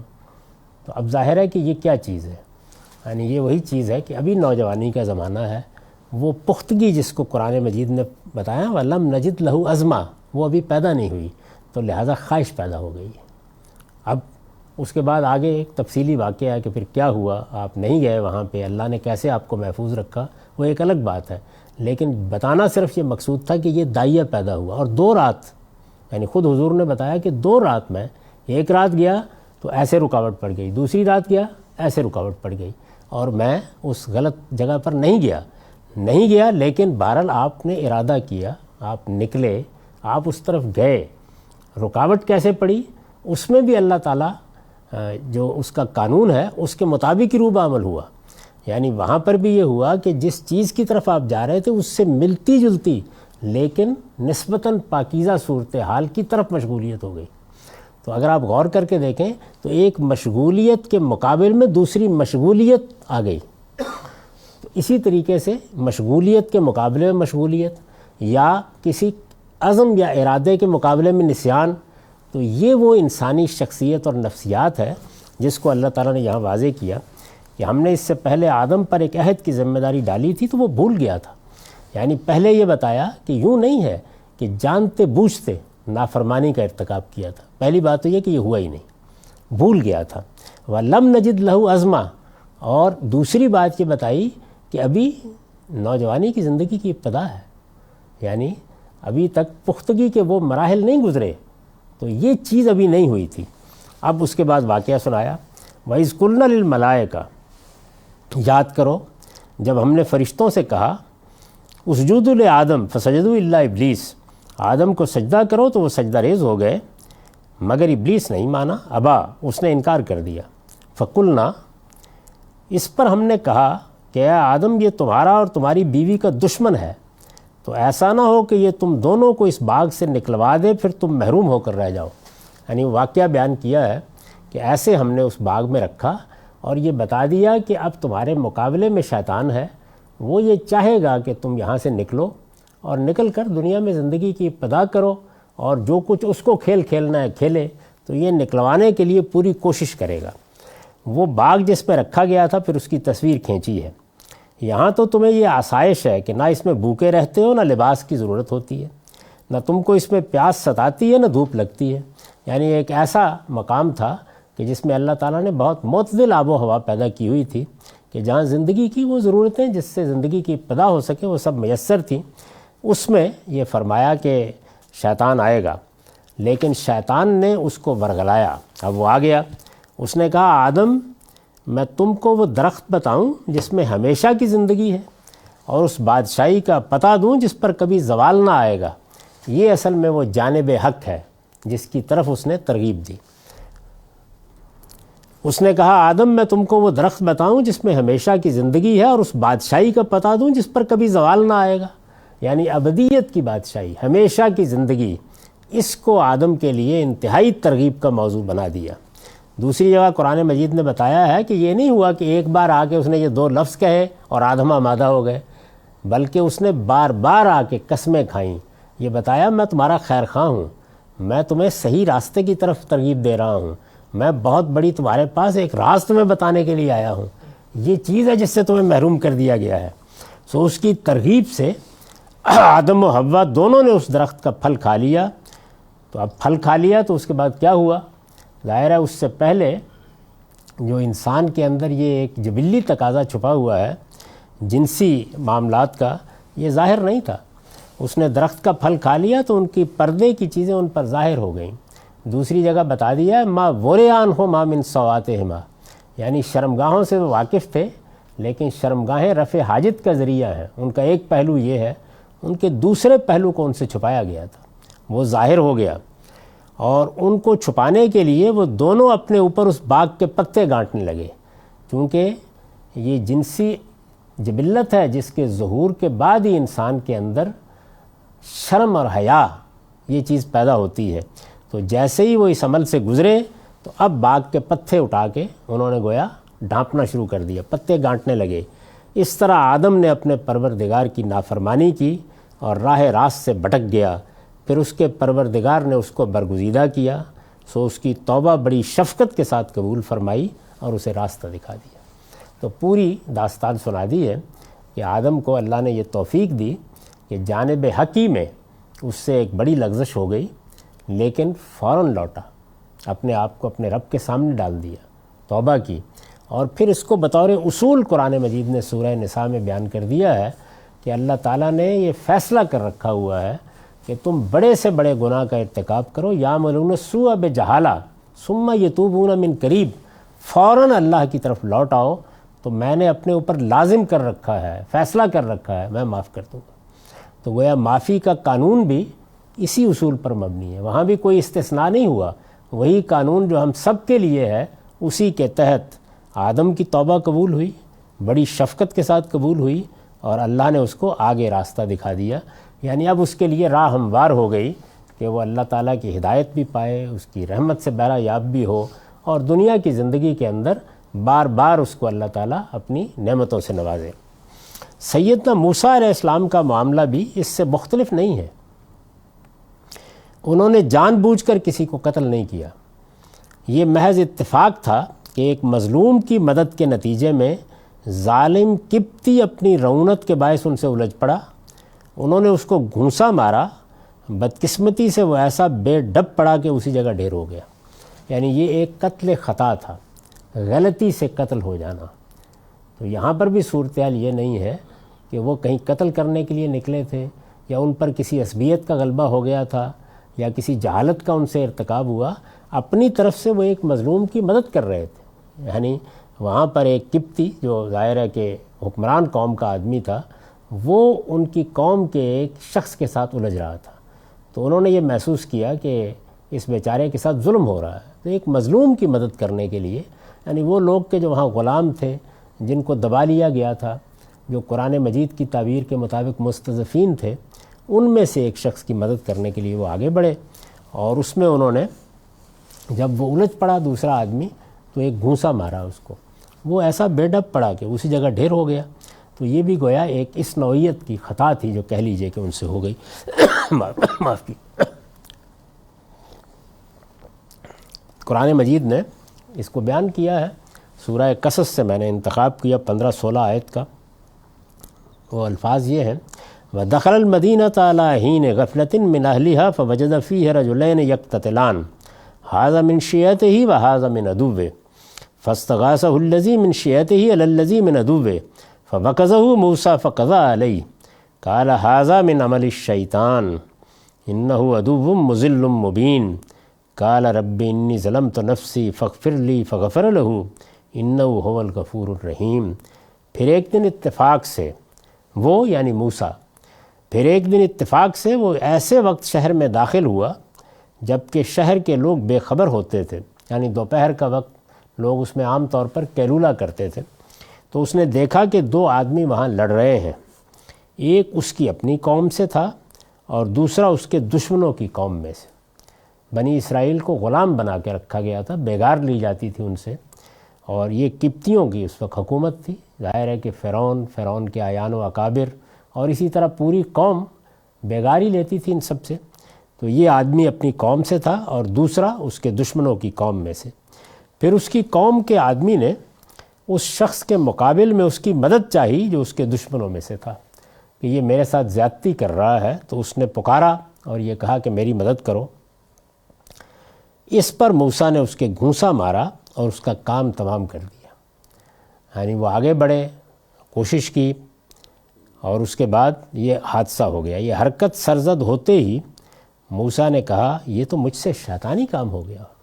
یعنی آپ دیکھیں نا فوری رد عمل کیا ہے، یعنی نہ ان کا مارنے کا ارادہ تھا، نہ اس طرح کا کوئی اقدام وہ کرنا چاہتے تھے اپنی طرف سے۔ تو جیسے ہم بھی بعض موقعوں کے اوپر یعنی اتنی کوشش کرتے ہیں کہ بھئی یہ الجھ رہا ہے اس وقت، اس کا گریبان پکڑا ہوا ہے، چھوڑ دے، تو گھونسا مارا انہوں نے۔ یہ تو مجھ سے شیطانی کام ہو گیا ہے۔ اس میں شبہ نہیں کہ شیطان ایک کھلا ہوا گمراہ کرنے والا دشمن ہے۔ یہ انہوں نے فوراً الفاظ کہے۔ اس نے دعا کی کہ میرے پروردگار، میں نے اپنی جان پر ظلم کیا ہے سو مجھ کو بخش دے۔ تو اس کے پروردگار نے اسے بخش دیا۔ حقیقت یہ ہے کہ وہی بخشنے والا ہے، اس کی شفقت ابدی ہے۔ یہ واقعات اس لیے یہاں جمع کر دیے میں نے کہ سیدنا آدم کا معاملہ، سیدنا موسیٰ کا معاملہ، سیدنا یوسف کا معاملہ، تاکہ یہ بات بالکل واضح ہو جائے کہ انبیاء علیہم السلام کا معاملہ یہ نہیں ہے کہ وہ کوئی روبوٹ کی طرح ہوتے ہیں، یا یہ کہ ان کے اندر کسی غلط کام کی طرف جانے کی صلاحیت ہی نہیں ہوتی۔ اللہ تعالیٰ نے جو بشری خصوصیات ہیں ان کو بھی دی ہوتی ہیں، لیکن ان کے ہاں احتیاط، تقوی، جو اللہ کا نور ان کو حاصل ہے، اس نور کی لو کو تیز رکھنے کا معاملہ رہتا ہے۔ تو اس میں سیدنا یوسف کی مثال یہ ہے کہ جب اس طرح احتیاط اور تقوی کے مراحل سے گزرتا ہے آدمی تو اللہ تعالیٰ کیسے مدد کرتا ہے، یعنی اللہ کی مدد حاصل ہوتی ہے جو بعض موقعوں پر وہ بچ سکتے ہیں، وہ بھی بتا دیا۔ اور اسی طرح یہ بھی کہ اس طرح کی غلطیاں جانب حق میں ہو جاتی ہیں، تو اس کو انبیاء کی عصمت کے خلاف نہیں سمجھنا چاہیے، یہ جانب حق کی غلطیاں ہیں، تاکہ یہ معلوم رہے کہ وہ انسان ہیں، بشر ہیں، ان کا معاملہ بھی یہی ہے، تاہم ایسے ہوتا ہے۔ حضرت موسیٰ نہ تو قبطی کے قتل کرنے کا کوئی ارادہ رکھتے تھے اور نہ ان کو اس صورتحال کے پیش آنے کا کوئی گمان تھا، بلکہ بالکل بے ارادہ جب یہ حادثہ پیش آ گیا تو انہیں فوراً اپنی غلطی پر سخت پشیمانی ہوئی اور انہوں نے اپنے رب سے معافی مانگی کہ اے رب، میں نے اپنی جان پر سخت ظلم ڈھایا ہے، تو مجھے معاف فرما دے۔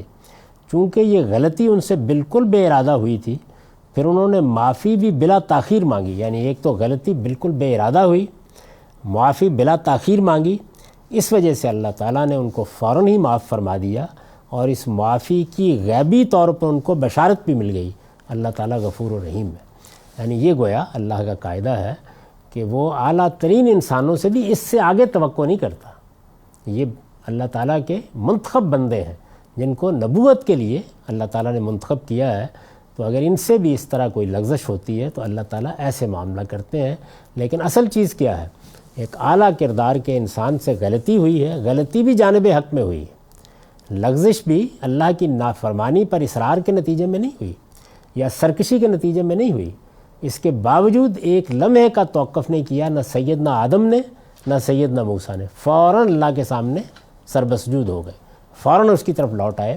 اور یہ اللہ کا وہ قانون ہے کہ جو سب انسانوں کے لیے، جیسا کہ میں نے ابھی عرض کیا، اللہ تعالیٰ نے اپنی کتاب میں بیان کر دیا ہے کہ یعملون السوء من جہالہ ثم یتوبون من قریب، بڑی سے بڑی غلطی، بڑے سے بڑا گناہ، یعنی ہم لوگوں کے لیے تو اللہ کی یہ عنایت ہے کہ وہ گناہ اگرچہ نافرمانی کے داعیات کے ساتھ ہوا ہو، جذبات سے مغلوب ہو کر اسی طرح جبلتوں سے مغلوب ہو گئے ہوں جس طرح کے گناہ گار ہوتے ہیں، تب بھی فرمایا کہ فوراً لوٹو گے تو میں معاف کر دوں گا۔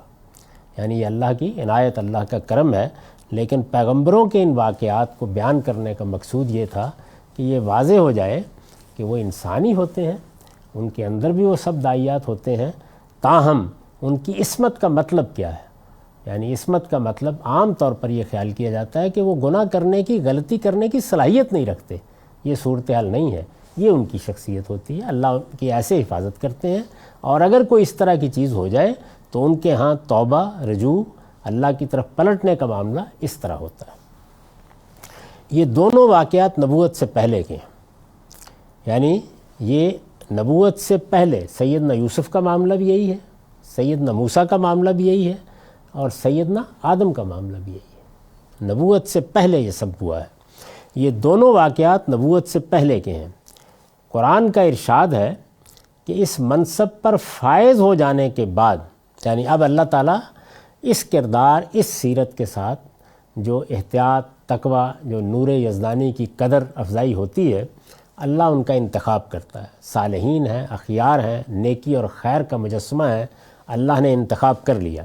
اس سے پہلے یہ صورتیں ہو جاتی ہیں جو بیان ہو گئیں، لیکن قرآن کا ارشاد ہے کہ اس منصب پر فائز ہو جانے کے بعد انبیاء علیہم السلام ہمہ وقت فرشتوں کی نگرانی میں ہوتے ہیں.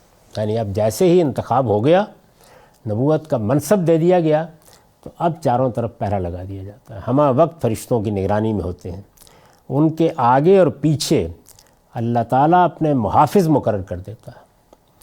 ان کی ایک ایک چیز گنے ہوئے ہوتی ہے.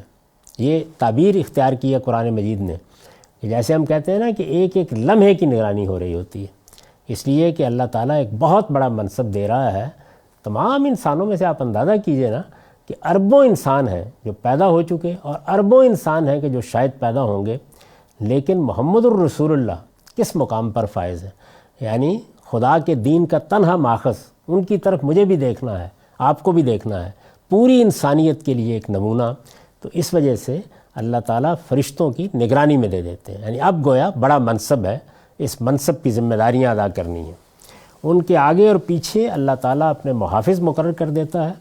ان کی ایک ایک چیز گنے ہوئے ہوتی ہے، اور وہ دیکھتا رہتا ہے کہ اس کے پیغامات انہوں نے بے کم و کاست پہنچا دیے یا نہیں. اس میں بھی فرشتوں سے یہ نہیں کہا جاتا کہ وہ گویا گردن سے پکڑ لیں گے. کوئی غلطی ہے، کوئی کوتاہی ہو رہی ہے، کوئی لغزش ہے، اللہ تعالیٰ اس پر متنبہ کرتا ہے، بتاتا ہے، توجہ دلاتا ہے. اس طرح کی کوئی چیز تو ہوتی نہیں جس کی مثالیں ہم نے نبوت سے پہلے دیکھیں، لیکن اگر کوئی چیز ہو، جیسے کہ رسالت مآب صلی اللہ علیہ وسلم کے واقعات زیر بحث آئے ہیں، مثلا ایک نابینے کا مجلس میں آنے کے بعد جو رویہ آپ نے اختیار کیا، جانب حق میں اختیار کیا، اپنی دعوت کی کہ فروغ کے لیے اختیار کیا، لیکن اللہ تعالیٰ نے اس پر توجہ دلائی، اور بہت سخت لب و لہجے میں توجہ دلائی. اگرچہ عتاب کا رخ آپ کی طرف نہیں ہے بلکہ قریش کے سرداروں ہی کی طرف ہے، لیکن توجہ دلائی. اسی طرح کا معاملہ غزوہ تبوک میں ہوا، یا بعض اور چیزیں بھی ہیں. تو آگے اور پیچھے اللہ تعالیٰ اپنے محافظ مقرر کر دیتا ہے. ان کی ایک ایک چیز گنے ہوئے ہوتی ہے، اور وہ دیکھتا رہتا ہے کہ اس کے پیغامات انہوں نے بے کم و کاست پہنچا دیے یا نہیں. اس کے بعد یعنی جب اس نگرانی میں وہ ہوتے ہیں، ایسے فرشتے چاروں طرف سے گھرے ہوئے ہوتے ہیں، اس کے بعد ظاہر ہے کہ کسی چھوٹی سے چھوٹی لغزش پر بھی ان کے قائم رہ جانے کی کوئی گنجائش نہیں رہتی. ہو جائے گی، لیکن یہ نہیں ہو سکتا کہ قائم رہ جائیں. اللہ تعالیٰ ان کے اجتہاد میں بھی اگر کوئی چیز ایسی ہوتی ہے تو توجہ دلاتے ہیں، اس کی اصلاح کر دیتے ہیں. تو رسالت مآب صلی اللہ علیہ وسلم کے معاملے میں بھی یہ معلوم ہے کہ ایسے ہی کیا گیا. جہاں کوئی معاملہ ہوا، اللہ تعالیٰ نے فوراً توجہ دلا دی. اس کو قرآن مجید نے بیان کیا ہے. یہ سورہ جن کی 27-28 آیات ہیں. إِلَّا مَنِ ارْتَضَىٰ مِن رَّسُولٍ فَإِنَّهُ يَسْلُكُ مِن بَيْنِ يَدَيْهِ وَمِن خَلْفِهِ رَصَدًا لِّيَعْلَمَ أَن قَدْ أَبْلَغُوا رِسَالَاتِ رَبِّهِمْ وَأَحَاطَ بِمَا لَدَيْهِمْ وَأَحْصَىٰ كُلَّ شَيْءٍ عَدَدًا. رہے وہ جن کو وہ رسول کی حیثیت سے منتخب کر لیتا ہے، وہ اپنی طرف سے کچھ نہیں کہہ سکتے. ان کے آگے اور پیچھے تو وہ پہرا لگا دیتا ہے تاکہ معلوم رہے کہ انہوں نے اپنے رب کے پیغامات پہنچا دیے ہیں، اور وہ ان کے ماحول کو گھیرے میں اور ان کی ہر چیز کو گنتی میں رکھتا ہے. یعنی گویا ایک ایک لمحے کی نگرانی ہو رہی ہوتی ہے کہ اب اس شخص کو یا اس ہستی کو ہم نے یہ بڑا منصب دیا ہے، اس پر ہم نے فائز کیا ہے، اس کو اب یہ ذمہ داری انجام دینی ہے. اب کوئی ایسی چیز نہیں ہونی چاہیے کہ جہاں ہمارے پیغام کے بارے میں کوئی شبہ ہو جائے یا شخصیت کے معاملے میں کوئی شبہ ہو جائے تو دونوں کی حفاظت کی جاتی ہے۔ یہ میرے نزدیک نبی کی عصمت کا مطلب ہے، یعنی اس کی حدود یہ ہیں۔ اب آپ اس کے مقابل میں جب ہمارے ہاں متکلمین کی بحثیں پڑھیں گے تو اندازہ ہو جائے گا کہ اس میں کتنا فرق ہے۔ یہ نوعیت ہے اس کی۔ اس کے بعد اگلا عنوان ہے نبی کی ریاضت۔ نبی جس ذمہ داری کو پورا کرنے کے لیے مبعوث کیے جاتے ہیں۔ نبی کی عصمت پہ ایک سوال جی شاید کہ کیا نبی اور رسول کی جب بعثت ہو جاتی ہے اس کے بعد ان کی رسالت کی جو بنیادی ذمہ داری ہیں اس میں ان کے اوپر کوئی اس کے لیے بھی عصمت قائم رہتی ہے؟ کیونکہ حضرت یونس کا واقعہ ہے، ان کو تو پھر کیا فرشتوں نے یا اللہ نے روکنے کی کوشش نہیں کی غلطی کرنے سے؟ نہیں روکا گیا ہے، یعنی فوراً سزا دے دی، واپس بھیجا گیا۔ روکنے کا مطلب یہ نہیں ہے کہ غلطی کرنے نہیں دی جائے گی، ہو جائے گی، لیکن پھر اللہ تعالیٰ اس پر قائم نہیں رہنے دیتے۔ تو دیکھیے وہ مثال بن گئے اس چیز کی۔ یہ فرمایا کیا غلطی کی انہوں نے، یعنی غلطی یہ کی کہ اپنی قوم کو دعوت دی، قوم کا رد عمل بہت برا تھا، سامنے آتا رہا۔ انہوں نے محسوس کیا کہ میں نے تو ہر دروازے پر دستک دی ہے، ہر فرد کو جا کے بلایا ہے، ایک ایک کو پیغام دیا ہے، تو کیا حق ایسا ہی ہے اور اس کی ایسی ہی ناقدری ہونی چاہیے؟ میں چھوڑ کے جا رہا ہوں اس قوم کو۔ یعنی وہ وقت آ گیا ہے، وہ ہجرت کا وقت غلط طے کیا۔ اللہ تعالیٰ کی طرف سے بتایا جانا تھا کہ آپ قوم کو کب چھوڑ دیں، اور یہ صاف معلوم ہوتا ہے کہ بہت سے ایسے معاملات ہیں کہ جن میں اس طرح کا اگر کوئی حادثہ نہیں ہوا تو بعض اوقات اس کے حدود معلوم بھی نہیں ہوتے۔ مثلا سیدنا یونس کو مقرر کر دیا، آپ جائیں اپنی قوم کو پیغام پہنچائیں، دعوت دیں۔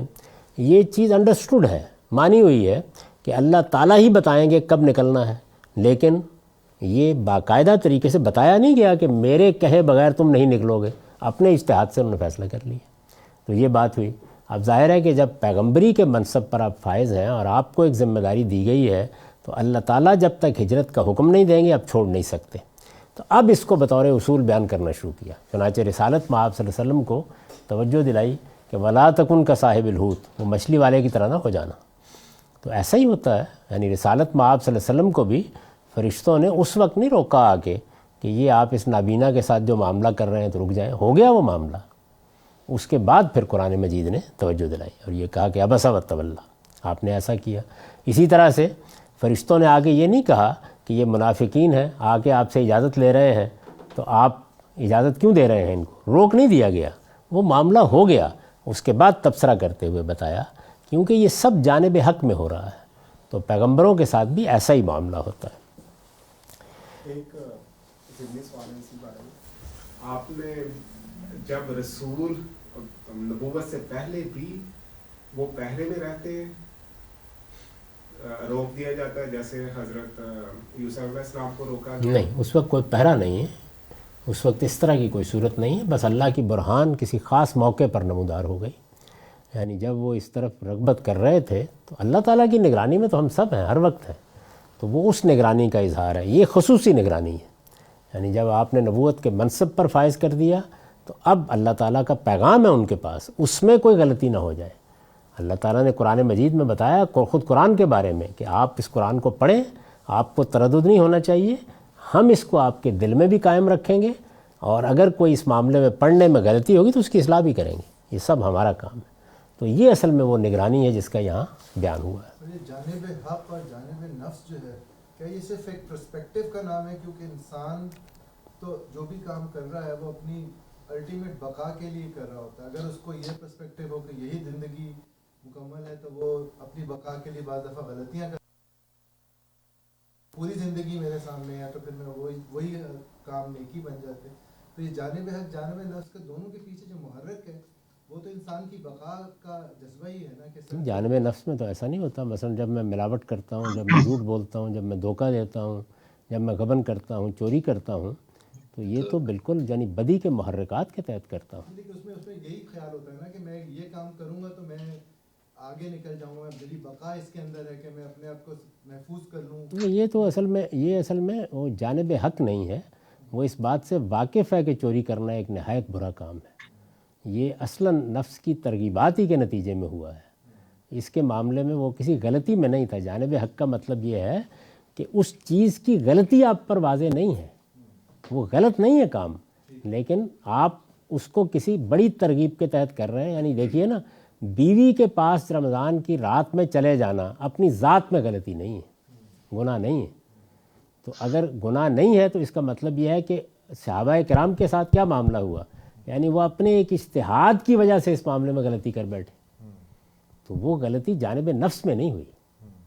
نفس کے وہ تقاضے جو اللہ تعالیٰ نے رکھے ہیں, جائز رکھے ہیں, ان کے بارے میں جو پابندی لگائی گئی تھی اس میں غلطی ہو گئی. وہ چیز اپنی ذات میں صحیح ہونی چاہیے. سر ایک سوال میرا بھی ہے کہ رسالت کے تحت جو منتخب ہوتے ہیں, سر رسالت کے لیے جو لوگ منتخب ہوتے ہیں, لگتا ہے ایسے ہے کہ وہ منتخب ہونے سے پہلے بھی بہت اعلیٰ اخلاقی اصولوں پہ فائز تھے. تو سر حضرت عیسیٰ کے ساتھ کیا معاملہ تھا کہ وہ تو بائی برتھ تھے, وہ تو پیدا ہونے سے پہلے ہی وہ رسول ڈکلیئر ہو چکے تھے, تو وہ تو ان مرحلوں سے نہیں گزرے جہاں ان کو اپنے اندر کے نور کی حفاظت کرنی پڑی ہو. تو سر یہاں کیا معاملہ ہوا؟ یہ میں نے اس پہ گفتگو کی ہے اس سے پہلے, نبی کی فطرت کے تحت, کہ سیدنا یحییٰ اور سیدنا مسیح ان دونوں کا معاملہ بہت مختلف ہے. یعنی ان کے ساتھ یہ نہیں کیا گیا, بلکہ اللہ تعالیٰ نے ان کو بچپن ہی سے اس منصب پر کھڑا کر دیا. لیکن یہ نہیں ہوا کہ حضرت مسیح نے جب یہ دعوت دی تو اگلے دن سے وہ پیغمبری کی ذمہ داریاں انجام دے رہے تھے. اس کے بعد وہ بھی اسی طرح پلے بڑھے, اسی طرح بڑی عمر کو پہنچے, اور اللہ تعالیٰ نے وہاں گویا یوں اس کو تعبیر کیجئے کہ جس منصب پر فائز کرنے کا فیصلہ کیا, پھر ان کے اسی رویے کی وجہ سے برقرار رکھا انہیں. یعنی کہ سر یہ مارجن ہو سکتا تھا کہ پیدائشی طور پہ تو وہ رسول منتخب ہو گئے, لیکن اللہ تعالیٰ نے اپنے علم کی بنیاد پر فیصلہ کیا. وہ تو رسول اللہ کے بارے میں بھی معلوم تھا, میرے آپ کے بارے میں بھی معلوم ہے, اللہ کا علم تو موجود ہے پہلے سے. لیکن یہ کہ اللہ تعالیٰ اس امتحان سے لازماً گزارتے ہیں, وہ وہاں بھی گزرے ہیں. ایسا نہیں ہوا کہ اب وہ بچے ہیں تو اس کے بعد اس دن سے اگلے دن سے یہ سارے فرشتے مقرر کر دیے گئے, پھر موقع دیا گیا وہ اپنی قوم میں رہے. لیکن رسول تو وہ بن گئے تھے پیدائشی طور پہ, تو پھر فرشتوں کا پہرا بھی نہیں, رسول قوم کے لیے نہیں بنے. انہوں نے یہ اعلان کر دیا کہ مجھے اس منصب پر فائز کر کے بھیجا گیا ہے, بس یہ اعلان ہوا. ان کی اماں کی برات ہو گئی اس کے نتیجے میں, یعنی اللہ تعالیٰ کی طرف سے. باقی انہوں نے زندگی پھر عام انسان کی حیثیت سے گزاری, یہاں تک کہ پھر جب وہ بڑے ہوئے, یعنی ایسا نہیں ہوا کہ اگلے دن سے وہ دعوت کے منصب پر فائز ہو گئے. پھر وہ بچے ہی رہے, پھر وہ لڑکپن کی عمر سے گزرے, پھر وہ بڑے ہوئے. پھر اس کے بعد بائبل سے معلوم ہوتا ہے نا کہ کوئی کم و بیش 50 سال کے قریب کی عمر تھی جس وقت وہ دنیا سے پھر رخصت ہوئے. تو ایک وقت انہوں نے پھر اس کے بعد گزارا. اللہ تعالیٰ نے خود قرآن مجید میں اس اصول کو بیان کیا ہے کہ پیغمبری کے منصب پر فائز کر دینے کے بعد بھی اگر انسان غلطی کا ارتکاب اس درجے میں کر دے, جیسے کہ رسولوں کے بارے میں کہا کہ ہم پر کوئی بات جانب نفسی میں تو الگ ہے, جانب حقی میں جھوٹ باندھ دے, بعض اوقات غلبہ ہو جاتا ہے. ہمارے ہاں دیکھیں یہ صوفیہ حضرات ہیں, تو ہمارے محدثین کہتے ہیں کہ یہ لوگ ہیں کہ جن کی عبادت ریاضت انتہا کو پہنچی ہوئی ہے, بلکہ لوگوں کا خیال ان کے بارے میں یہ ہوتا ہے کہ یہ مسجد نبوی کے ستونوں کو کہیں نا کہ یہاں سے ٹل جاؤ تو ٹل جائیں گے, ایسے عابد زاہد ہیں, لیکن جھوٹ بولتے ہیں. تو غلط بات بعض اوقات آپ لوگوں کی ترغیب کے لیے اچھی بات بتانے کے لیے کر دیتے ہیں. فرمایا یہ اگر کر دیں گے تو ہم ان کو رگے جان سے پکڑیں گے اور ان کی گردن کاٹ دیں گے. تو اس کا مطلب یہ ہے کہ وہ چیزیں سلب نہیں ہو جاتی, موجود ہے اسی طریقے سے. انتخاب کر لیا, بتا دیا, کوئی فرق نہیں پڑتا, لیکن آپ کو ان مراحل سے گزرنا ہے, ان سب سے جن سے گزرے ہیں, اور وہ بعد میں بھی گزر رہے ہیں. فرشتوں کی نگرانی بھی کیوں کی جاتی ہے؟ تاکہ غلطی ہو گئی ہے تو فوراً اصلاح کر دی. تو سر یہ کہنا جائز ہوگا کیونکہ اللہ تعالیٰ کے علم میں تو غلطی کی گنجائش ہے ہی نہیں, کہ اللہ تعالیٰ کو پہلے سے اپنے علم کے تحت پتہ تھا کہ یہ شخص اس اخلاقی لیول پر ہوگا کہ ان کو ہم رسول کے طور پہ منتخب کریں, اس لیے ان سے غلطی ہوئی نہیں. اللہ تعالیٰ علم تو دیکھیے اللہ تعالیٰ کا رسولوں کے بارے میں بھی مقدم ہے, انبیاء کے بارے میں بھی مقدم ہے, میرے آپ کے بارے میں بھی مقدم ہے. ہر ایک شخص کے بارے میں اللہ کا علم موجود ہے, لیکن وہ کہتے ہیں کہ میں اپنے اس علم کو مؤثر نہیں ہونے دیتا, تمہیں عمل کا پورا موقع دیتا ہوں, اس لیے میرا قانون کام کرتا ہے. چنانچہ جگہ جگہ اس کو امکان کے طور پر بیان کرتے ہیں کہ میں نے یہاں 2 امکان رکھے ہوئے ہیں. مثلا رسالت میں آپ صلی اللہ علیہ وسلم کے بارے میں یہ بتایا ہے کہ 2 شکلیں ہوں گی, یا تو آپ کو دنیا سے اٹھا لیا جائے گا یا آپ کی آنکھوں کے سامنے یہ معاملہ ہوگا. اب اللہ تعالیٰ جانتے تو ہے نا کہ کیا ہوگا, لیکن وہ ان عملی امکانات کو ایسے ہی رکھتے ہیں کہ یہ ایسے ہوں گے. اور یہ ہوا تو ہم یہ کریں گے، یہ ہوا تو ہم یہ کریں گے۔ گویا بہت سے معاملات میں انسان کے عمل سے جو چیزیں ظہور پذیر ہوتی ہیں اس کے 2 یا 3 امکانات یا احتمالات ہوتے ہیں، ان کو سامنے رکھ کے اللہ تعالیٰ دونوں اور تینوں کے بارے میں قانون بیان کر دیتے ہیں۔ یہ ہوا تو یہ ہوگا، یہ ہوا تو یہ ہوا۔ مثلا قریش کو کہا گیا ہے کہ اگر تم لوگ صحیح راستے پر رہو گے، پیغمبر کی بات مان لو گے تو اچھی بات، اگر ایسا نہیں ہوتا تو یستبدل قوما غیرکم ثم لا یکونوا امثالکم، تمہاری جگہ ہم دوسری کسی قوم کو اٹھا لائیں گے۔ تو یہ ایک بڑا غیر معمولی امتزاج ہے کہ اللہ کا علم امکانات جو یہاں وہ پیدا کر دیتے ہیں اس کے لحاظ سے اپنا فیصلہ سناتا ہے کہ میں نے یہ 2 راستے کھول دیے ہیں، اب یہ راستہ بھی اختیار تم کر سکتے ہو، یہ کرو گے تو میرا فیصلہ یہ ہوگا، یہ کرو گے تو میرا فیصلہ یہ ہوگا۔ تو ہمارے بارے میں بھی یہی ہے کہ دیکھو میں نے تمہیں دونوں راستے بتا دیے ہیں، ہدینہ السبیل، ہدینہ النجدین، دونوں راستے بتا دیے ہیں، اما شاکرن و اما کفورا۔ اب تم نے فیصلہ کرنا ہے کہ تم شکر گزار بنتے ہو یا ناشکرے بنتے ہو۔ شکر گزار بنو گے تو میرے علم کے تحت یہ چیزیں وجود میں آ جائیں گی، ناشکرے بنتے ہو تو میرے علم کے تحت یہ چیزیں وجود میں آ جائیں گی۔ تو یہ اس طرح ہے۔ اسی کے ساتھ آپ نے یوسف علیہ السلام کو آپ نے روک دیا گیا جب وہ کرنا چاہ رہے تھے، لیکن اگر میں اور آپ یا کوئی اور کرتا ہے تو اس میں وہ نہیں روکیں گے، جیسے حضرت یوسف علیہ السلام کو روکا گیا یا دوسرے پیغمبروں میں، تو یہاں پھر وہ جو اختیار کا اور یہ وہ سارا کچھ وہ یہاں پر بھی ہوتا ہے، یعنی وہ تو ایک اصول ہے کہ آپ اگر قدر کرتے ہیں، اللہ کی مدد مانگتے ہیں، تقوی اور احتیاط کا رویہ اختیار کرتے ہیں، تو روکنے سے مراد کیا ہے؟ یعنی ایسے اسباب پیدا ہو جاتے ہیں کہ اللہ پھر وہ غلطی نہیں ہونے دیتے۔ یہ سب کے ساتھ ہو رہا ہے، فرشتے سب کی مدد کر رہے ہیں۔ اسی طرح سے جب ہم سرکشی اختیار کرتے ہیں تو شیطان کے مسلط ہونے کا عمل بھی ایسے ہی ہوتا ہے۔ تو یہ چیزیں ہر ایک کے ساتھ ہیں۔ وہاں یہ بیان کیا ہے کہ وہ فی الواقع اس کے مستحق تھے۔ اب ہم مستحق ہوتے ہیں یا نہیں ہوتے، ہمارا رویہ ہوتا ہے یا نہیں ہوتا۔ اگر ہم مستحق ہو جائیں گے تو وہی ہوگا۔ جیسے دیکھیے غلطی پر معافی مانگنے کے بارے میں ایک ہی قانون ہے کہ سیدنا آدم نے، سیدنا موسیٰ نے فوری طور پر معافی مانگی، معاف کر دیا، اسی کو قانون بنا دیا کہ تم سب کے لیے بھی یہی قانون ہے۔ بڑے سے بڑے گناہ کا ارتکاب کرو گے اللہ معاف کر دے گا، بشرطے کہ من یتوبون من قریب۔ تو ہمارے ساتھ بھی یہ ہو رہا ہے، لیکن ہو رہا ہے کہ مطلب کیا ہے کہ لازماً ہو جائے گا؟ نہیں، اس کے شرائط پورے کریں گے تو ہوگا نا۔ اگر ہم نے اپنے آپ کو اس طرح سنبھالے رکھا ہے تو اللہ ہماری بھی مدد کرتا ہے۔ یہ تو ہر انسان کو دنیا میں سابقہ پیش آتا ہے کہ بعض اوقات سارے عوامل جمع ہو جاتے ہیں گناہ کے یا غلطی کے، اللہ نکال لیتا ہے۔ بہت بڑے گناہوں میں انسان ہوتا ہے اور اچانک ایک روشنی پیدا ہوتی ہے، وہ اندر فطرت کا نور موجود ہوتا ہے، اللہ تعالیٰ اس سے نکال کے ان کو کچھ سے کچھ بنا دیتا ہے۔ تو دسیوں انسانوں کے واقعات آپ کو ملتے ہیں، سب کے ساتھ ہوتا ہے، لیکن کسی قانون کے تحت ہوگا نا۔ یہ تو نہیں ہے کہ حضرت یوسف نے کچھ بھی نہیں کیا اور ہو گیا، جو کچھ انہوں نے کیا اس کے نتیجے میں ہوا، ہم بھی کریں گے تو ہمارے ساتھ بھی ہوگا۔ اللہ تعالیٰ فرمائے۔ Assalamu alaikum. My question would be to the Sheikh, how would you describe the masumiyat of the Anbiya alayhi salatu wasalam in contrast to the rest of the makhluqat? For Allah subhanahu wa ta'ala says in Surah Al-Fath that Allah has forgiven the past and future sins of Sayyidina Rasulullah alayhi salatu wasalam. So we are of the great tenacity of believing that the Anbiya alayhi salatu wasalam are masum, meaning very acquittal in their sinlessness. How would you, Sheikh, describe or define the masumiyat of the Anbiya, please? اسی پر میں نے بڑی تفصیل کے ساتھ گفتگو کی ہے کہ انبیاء علیہم السلام اپنی ذات میں اخیار اور اپنی ذات میں صالحین ہوتے ہیں، جو ان کو نعمت ملی ہے اس کی قدر کرتے ہیں، اپنے آپ کو سنبھالے رکھتے ہیں۔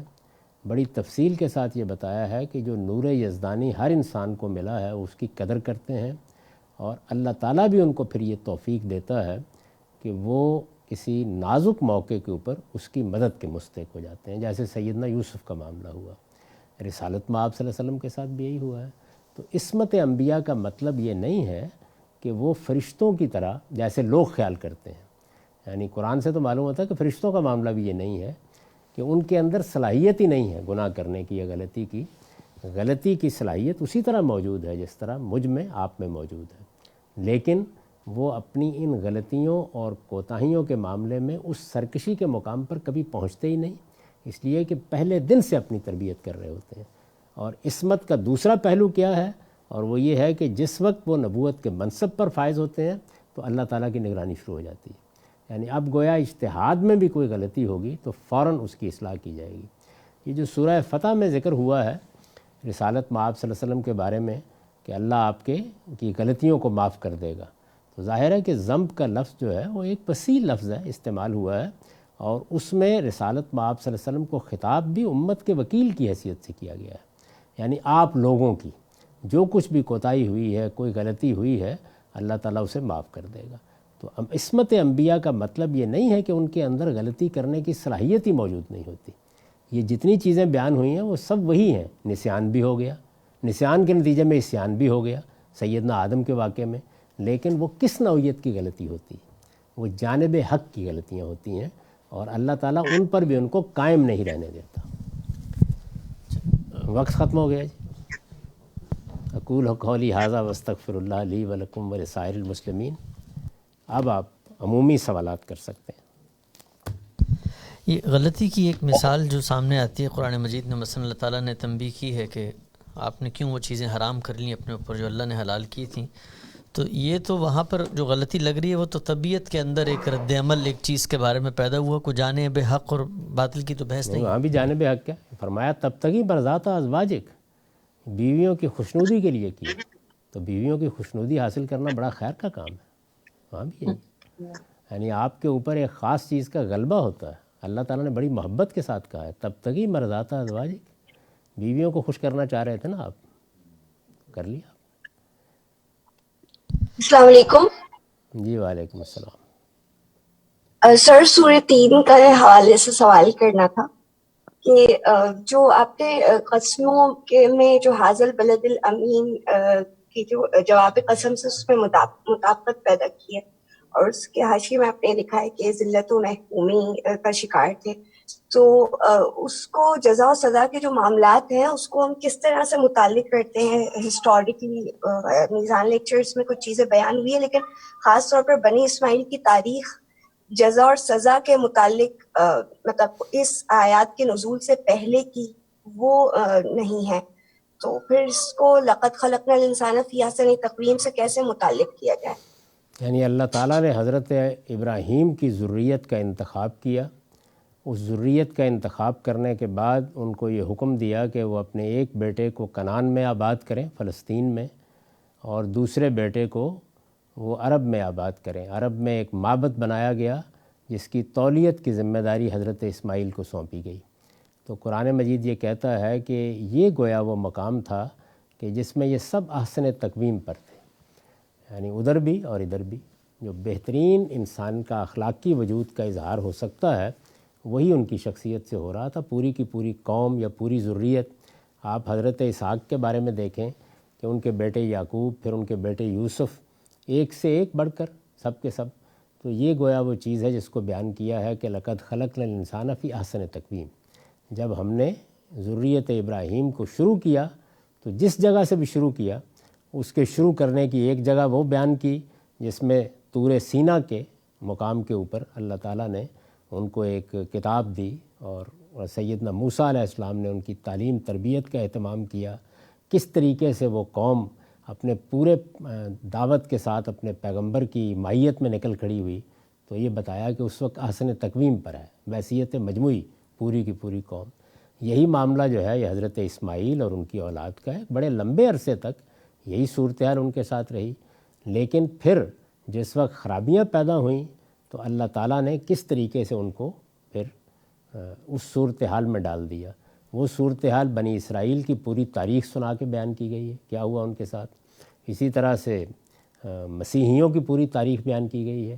ثم رددناہ اسفل سافلین، یعنی کیسے پھر کس مقام پر تھے اور کس جگہ پر آ کر گر گئے، اللہ کی رحمت سے کیسے محروم ہوئے. اس میں محرومی کی ایک جگہ وہ ہے جو مسیحیوں کے ساتھ پیش آئی، ایک جگہ وہ ہے کہ جو بنی اسماعیل کے ساتھ پیش آئی، ایک جگہ وہ ہے کہ جو یہود کے ساتھ پیش آئی. تینوں کے ساتھ یہ معاملہ ہوا. تو اللہ تعالیٰ یہ بتاتے ہیں کہ میرے قانون کے مطابق میں جب کسی انسان کی طرف سے اپنے آپ کو گرانے کا معاملہ ہوتا ہے تو اس کے نتیجے کے طور پھر گرنے دیتا ہوں اس کو. تو تو ان تینوں کے ساتھ یہی معاملہ ہوا ہے، اور تینوں کی تاریخ بالکل معلوم ہے. یعنی ہمیں بنی اسماعیل کے بارے میں بھی یہ پتہ ہے، جتنی تاریخ ہمیں معلوم ہے اس سے بالکل واضح ہے کہ ابتدا کیسے ہوئی تھی، کس طریقے سے اس علاقے کے لوگ پورے کے پورے مسلمان ہوئے. خود حضرت اسماعیل کی شادی بنی جرم میں ہوئی، اور انہی کے اندر سے گویا ایک پوری کی پوری قوم ابھری. لمبے عرصے تک وہ اللہ کے گھر کی تولیت کرتے رہے، یہاں تک کہ پھر ان کے ہاں بت پرستی اور شرک اور اس طرح کی چیزیں آ گئیں. تو اسفل سافلین میں کیسے گرتے ہیں اور آسن تقویم سے کیسے ابتدا ہوتی ہے، یہ اللہ کی مجازات ہے، یعنی جو ہمارے باطن میں پیش آ رہے. اسی کا میں نے ابھی حوالہ دیا تھا کہ ہمارے اپنے اندر اللہ تعالیٰ کا جو معاملہ ہوتا ہے، تو ایک جزا و سزا خود ہمارے ساتھ ہو رہی ہوتی ہے. ہم صحیح راستے پر ہوتے ہیں، اللہ کی رہنمائی ملتی ہے. تو یہ معاملہ قوموں کے ساتھ بھی ایسے ہی ہو رہا ہے. قوموں کا جو عروج و زوال ہے وہ اسی قانون کے تحت ہوتا ہے. تو ان کے ساتھ پہلے مرحلے میں اللہ نے کیا معاملہ کیا، دوسرے مرحلے میں کیا کیا، تیسرے مرحلے میں کیا کیا، اس کی تاریخ قرآن مجید نے خود جگہ جگہ سنا دی ہے. یہ قرآن مشرکین کی بھی پوری تاریخ سناتا ہے. یہ بتاتا ہے کہ تم ابراہیم کی اولاد تھے، کیسے ابراہیم نے یہ گھر یہاں بنایا تھا، کیسے تمہیں یہاں آباد کیا تھا، اور اب تم کس مقام پر پہنچ گئے ہو، کیا بدعتیں ایجاد کر لی ہیں، کیا شرک اپنے اندر پیدا کر لیا ہے. یہ خدائی مجازات ہے جس کو دلیل کے طور پر پیش کیا ہے کہ اللہ نے کہاں سے ابتدا کی اور تم کہاں پہنچے، اپنے رویوں کے نتیجے میں، اپنی غلطیوں کے نتیجے میں، اپنے آپ کو اسفل سافلین میں گرا دینے کے نتیجے میں. پھر دلیل کے طور پر پیش کیا ہے کہ اللہ تعالیٰ نے اس قانون کے مطابق تمہیں برتری دی تھی، اس سے محرومی کے بعد تم اس جگہ کے اوپر آ گئے. تو تینوں قومیں تو اپنی مجازات میں ہمارے سامنے پڑی ہوئی ہیں، یعنی ہم انہیں اپنی آنکھوں سے دیکھ سکتے ہیں، اس وقت بھی دیکھ سکتے ہیں. یہ سوال ہے جی کہ بہت سارے جو انسان گناہ کرتا ہے وہ جانب حق میں ہی نہیں کر رہا ہوتا سوچ کے. یہ آپ کی بات سنی نہیں گئی پوری طرح.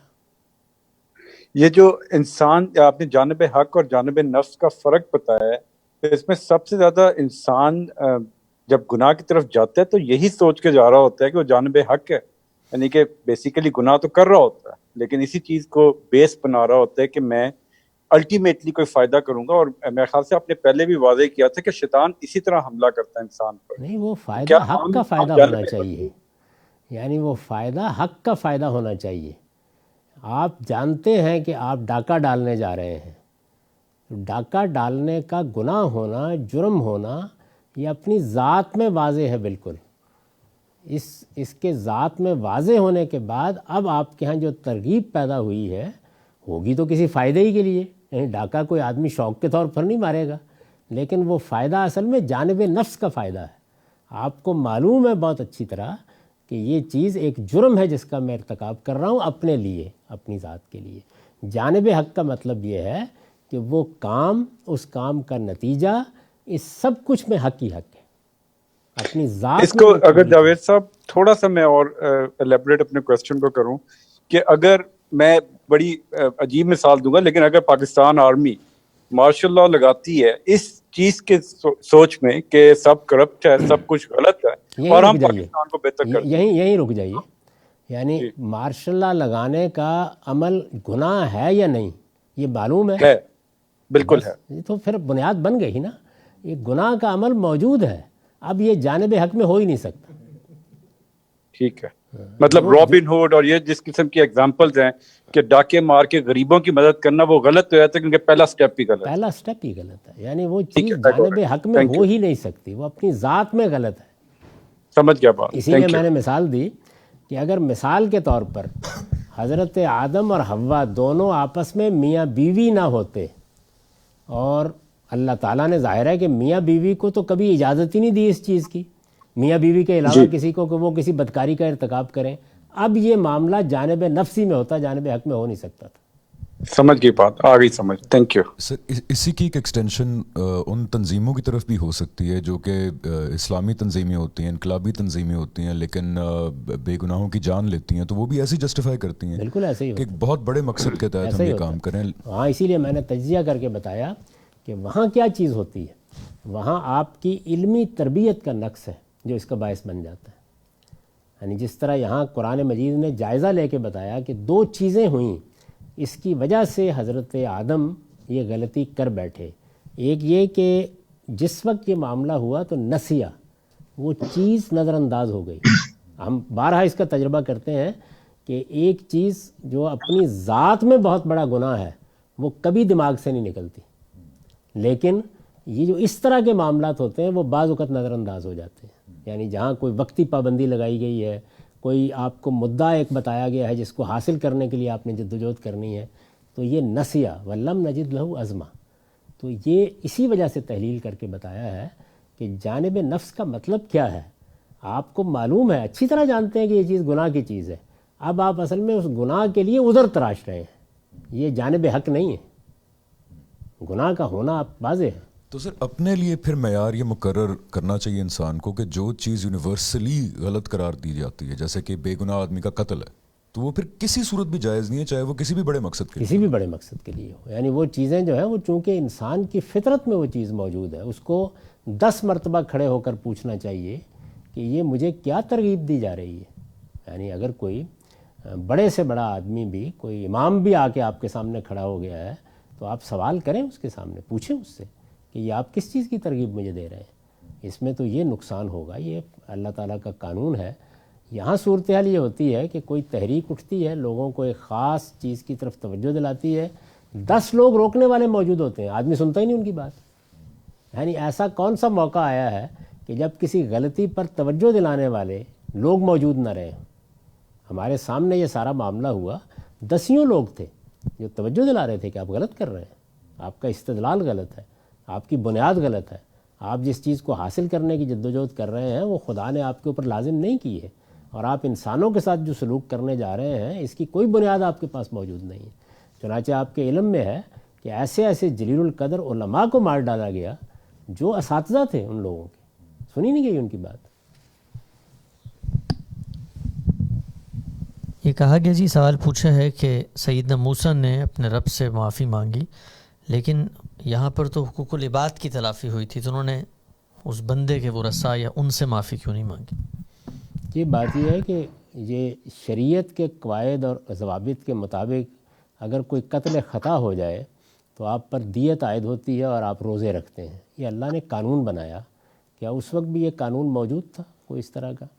تو کیا صورت اس کی ہو سکتی تھی؟ یہ بالکل واضح تھا کہ اگر وہ وہاں رہ بھی جاتے ہیں 2 راتیں تو ان کے ساتھ نہ صرف یہ کہ ایک اور ظلم ہوگا بلکہ انہیں قتل عمد کا مرتکب قرار دیا جائے گا.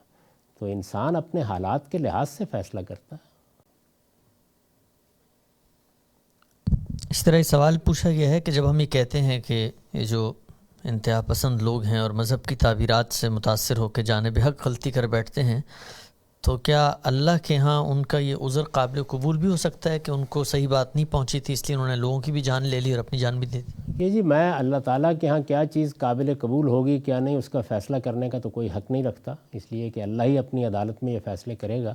میں تو صرف یہ بتا سکتا ہوں کہ کسی انسان نے اگر کوئی ایسا کام کرنا ہے جس میں کسی کی جان لینی ہے، کسی کی آبرو کے خلاف اقدام کرنا ہے، کسی کے مال کے خلاف اقدام کرنا ہے، تو وہ اپنا عذر پیش کرنے کے بارے میں 10 مرتبہ سوچے، کیونکہ یہ محض سادہ سی بات نہیں ہے کہ آپ نے کہہ دیا میں نے مان لیا. نہیں، اگر لوگوں کو توجہ دلائی جا رہی ہے، بتایا جا رہا ہے، تو کسی کی جان لینا، کسی کا مال لینا، کسی کی آبرو کے خلاف اقدام کرنا یہ بڑے جرائم ہیں. ان کو حرمت حاصل ہے، وہ اس حرمت کو پامال کرنے جا رہا ہے. تو سوال یہ ہے کہ اس نے 10 مرتبہ وہ بات سنی کیوں نہیں جو اس کو کہی جا رہی تھی کہ تم غلط کرنے کے لیے جا رہے ہو. تو مجھے تو یہ بتانا ہے اس کو کہ یہ غلط ہے، اور تمہیں ہر حال میں ان لوگوں کی بات کی طرف توجہ کرنی ہے جو تمہیں اس کے بارے میں متنبع کر رہے ہیں. ان کی بات بھی سن لو. اس سب کچھ کے بعد ایک آدمی کی سمجھ میں بات نہیں آئی، وہ اللہ کے ہاں کوئی عذر پیش کر دے گا، اللہ اسے معاف کرے گا. اس وقت جن لوگوں کو اس نے مارا ان کا مقدمہ بھی پیش ہو جائے گا، اللہ کی عدالت میں انصاف ہو جائے گا. جو بھی ہے اس کا فیصلہ میں نہیں کر سکتا. میں تو صرف یہ بتا سکتا ہوں کہ یہ کہہ کے کہ جی میں عذر پیش کر دوں گا، آسانی سے نہیں بچ جائیں گے آپ.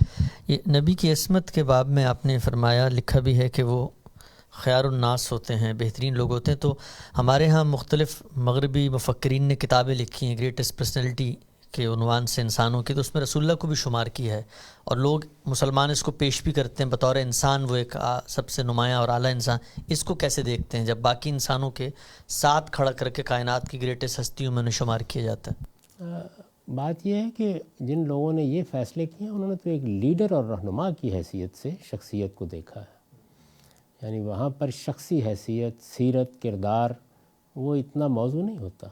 اللہ تعالیٰ کے یہاں اصل اہمیت اس کی ہوتی ہے کہ آپ کی جو شخصی سیرت ہے، جو کردار ہے، اللہ کی فرما برداری کے داعیات ہیں، تقویٰ ہے، احتیاط ہے، جس کی میں نے مثالیں دیں، وہ کس درجے میں ہے، یعنی وہ پیغمبری کے منصب پر فائز کر رہا ہے تو پیغمبری کیا ہے، اس چیز کی دعوت کے لوگوں اپنے آپ کو پاکیزہ نفس بناؤ تاکہ خدا کی بارگاہ میں کل منتخب ہو سکو۔ تو سوال یہ ہے کہ اگر وہ خود گناہوں کا میلان رکھتا ہوگا، خود غلطیاں کرے گا، خود روز کوتاہیاں کرے گا، تو اللہ اس کو اس منصب پر کیوں منتخب کرے گا؟ تو یہاں یہ چیز اس پہلو سے زیر بحث ہے۔ باقی رہ گئی یہ بات کہ کسی شخصیت کے اثرات، نتائج کیا ہوئے، اس کے کام کا معاملہ کیا ہوا، تو ایک لیڈر کی حیثیت سے عام طور پر وہ لوگ دیکھ رہے ہوتے ہیں کہ دنیا میں بہت بڑے بڑے فاتحین ہیں، بڑے سیاستدان ہیں، بڑے حکماء ہیں، ان میں رسالت میں آپ صلی اللہ علیہ وسلم کا کیا مقام ہے۔ ان کے دیکھنے کا زاویہ بالکل مختلف ہے، یہاں بالکل مختلف چیز زیر بحث ہے۔ یہ سوال ہے کہ جب اللہ تعالیٰ نے آدم علیہ السلام کو یہ متنبہ کیا کہ آپ نے دور رہنا ہے، تو یہ کیا شیطان کے سامنے بتایا تھا کہ پھر شیطان نے ان کو ترغیب دینی؟ شیطان کے علم میں کیسے آیا کہ اللہ نے ان کو روکا؟ یہ تو شیطان سے ملاقات کے بعد ہی پتہ چلے گا، کیسے معلوم ہوا؟ اس وقت جو اللہ تعالیٰ نے ہمیں بتایا ہوا ہے وہ بھی شیطان کے علم میں آ جاتا ہے، اور پھر وہ اپنی ترغیبات کے ساتھ حملہ آور ہو جاتا ہے۔ کن کن باتوں سے لوگوں کو دلچسپی ہوتی ہے؟ یتیم کے مال کی حفاظت کا حکم جب تک وہ اس قابل نہ ہو جائے، یہ آیت اگر کوئی ماشاء اللہ لانے کے لیے استعمال کرے تو کیسا ہے؟ اس آیت کا اس سے کیا تعلق ہے؟ یعنی باقی ساری قوم جو ہے اس کے ماں باپ رخصت ہو گئے؟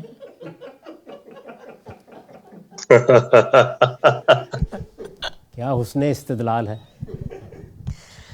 یعنی وہ کہتے ہیں کہ قوم اس قابل نہیں ہے کہ مال سنبھال سکے، تو بعض لوگ جو ہیں قوم کے مائی باپ وہ آ کے کچھ عرصہ سنبھال کے پھر حوالے کر دیتے ہیں۔ تو اس کے بارے میں اگر میں یہ رائے قائم کروں کہ آپ اس قابل نہیں ہیں، آپ کو اس منصبی سے معزول کر دیا جائے، اور یہ اتنی بڑی ذمہ داری جو ہم نے دے رکھی ہے، یہ معلوم ہوتا ہے کہ آپ کے اندر ضبط نفس ہی نہیں ہے کہ آپ اس کے تقاضے پورے کر سکیں، تو پہلے آپ کو گھر بھیج دیا جائے۔ تو آپ کو جو برتری حاصل ہے وہ صرف اس لیے ہے کہ بندوق آپ کے پاس ہے۔ یہ بہت قابل شرم استدلال ہے۔ Assalamu alaikum, Sheikh. I have a question with regards to the event and ascent of Adam alayhi salam. Often now, as the world has changed so rapidly, whereby one goes to the moon with the rockets and one sends satellites to Mars and whatnot.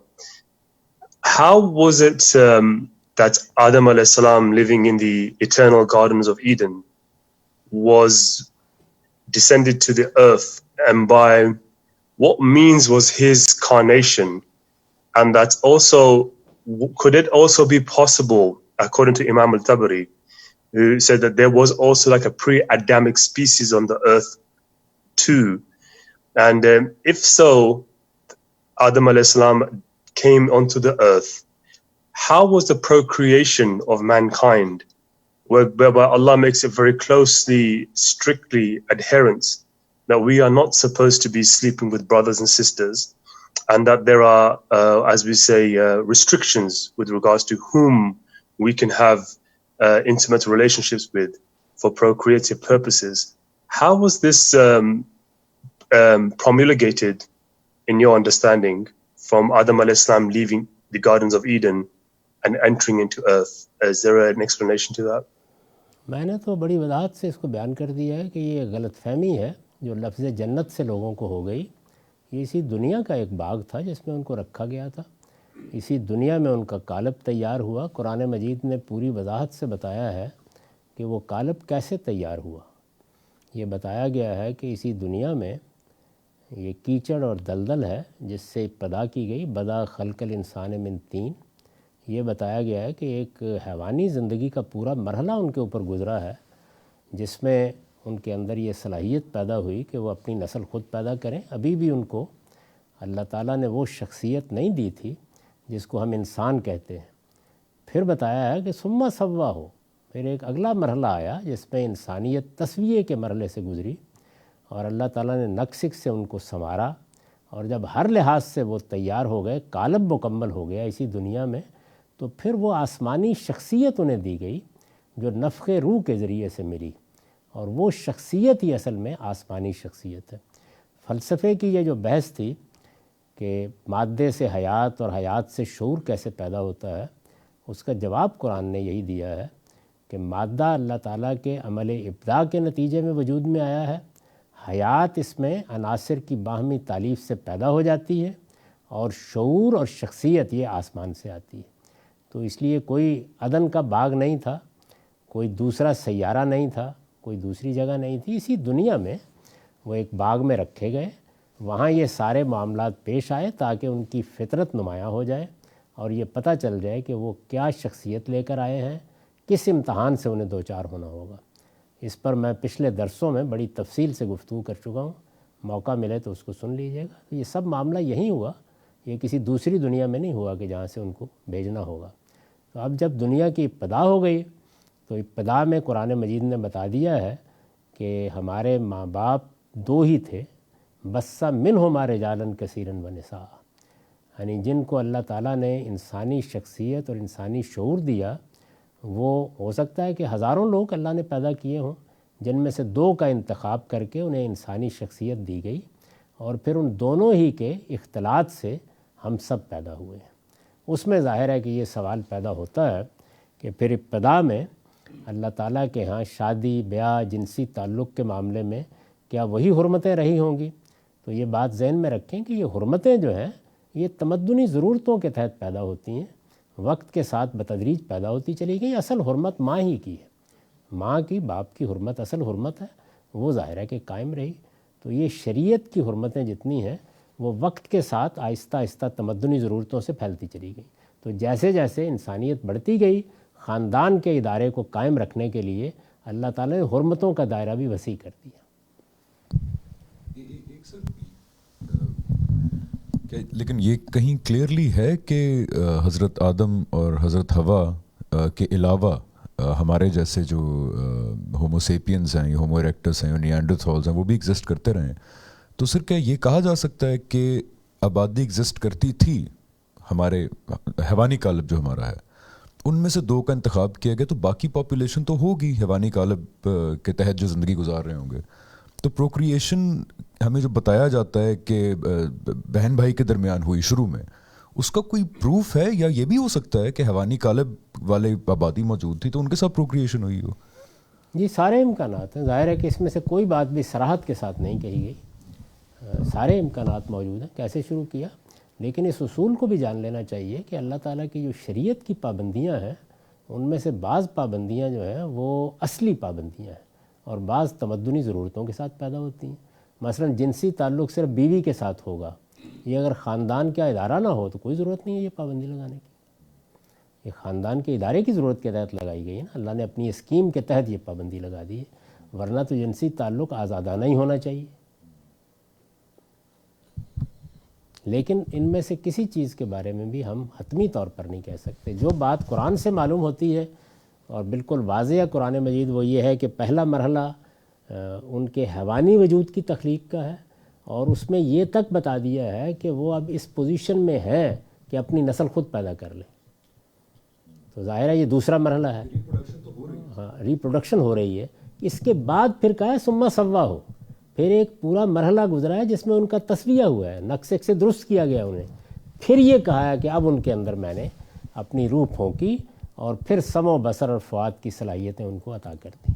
لیکن جس وقت قرآن مجید یہ کہتا ہے کہ یہ نسل انسانی ان دو لوگوں سے پھیلی اور آدم ابو الآباء ہیں، تو پھر وہ امکان تو ختم ہو جاتا ہے کہ کسی اور کے اختلاط سے کوئی نسل حیوانی وجود سے یہاں پر آ گئی ہوگی۔ یعنی آدم و حوا ہیں جن کی اولاد ہوئی، اس سے تو یہ بات معلوم ہوتی ہے نا، آگے ان کی اولاد کے معاملات کیا ہوئے ان کے بارے میں حتمی طور پر کچھ نہیں کہہ سکتے۔ اچھا، یہ سوال ہے کہ جی جو نبی کی عصمت یہاں زیر بحث آئی، تو ایک تصور ہماری امت میں موجود ہے کہ جو انبیاء کے معاملے میں یہ کہا جاتا ہے اس کا اطلاق باقی ائمہ پر بھی کر دیا جاتا ہے، تو اماموں کے بارے میں بعض تصور معصوم عن الخطا ہوتے ہیں، تو کسی شخص کو کہا جا سکتا ہے کہ وہ معصوم عن الخطا ہے؟ یہ معصوم عن الخطا کی تو تعبیر ہی ٹھیک نہیں ہے، اس سے تو یہ معلوم ہوتا ہے کہ غلطی کرنے کی صلاحیت ہی نہیں ہوتی، میں نے تو اس ساری گفتگو میں یہی نفی کی ہے کہ نہیں، بشری تقاضے اسی طرح سے روبہ عمل ہوتے ہیں، ان کے اندر تمام داعیات بھی موجود ہوتے ہیں، وہ اپنی اسی طرح تربیت کرتے ہیں جس طرح کہ ایک نیک شخص کو کرنی چاہیے۔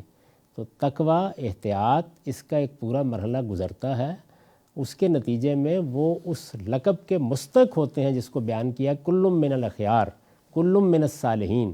اب صالحین و اخیار ان کا ہونا، یہ ان کے اپنے عمل کے نتیجے میں، ان کے اپنے تقوی کے نتیجے میں، ان کی اپنی احتیاط کے نتیجے میں ایک مانی ہوئی حقیقت بن جاتا ہے، یہ ایک اسٹیبلش فیکٹ ہو جاتا ہے۔ اللہ تعالیٰ ان کا انتخاب کر کے ان کو ذمہ داری دیتے ہیں، جب ذمہ داری دیتے ہیں تو پھر وہ کسی غلطی پر قائم نہیں رہنے دیے جاتے، یعنی اس کے بعد بھی یہ نہیں ہے کہ غلطی نہیں ہوتی۔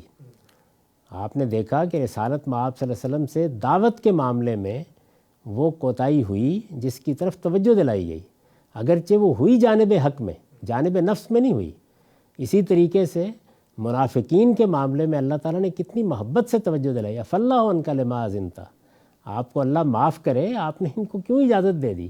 تو یہ ایک کریم النفس انسان، دوسروں سے محبت کرنے والا، اللہ کے دین کی دعوت کو پھیلانے کے لیے غیر معمولی تڑپ رکھنے والا، جن اقدامات کے ذریعے سے بعض اوقات اپنی دعوت کا فروغ چاہتا ہے، ان میں غلطی ہوتی ہے۔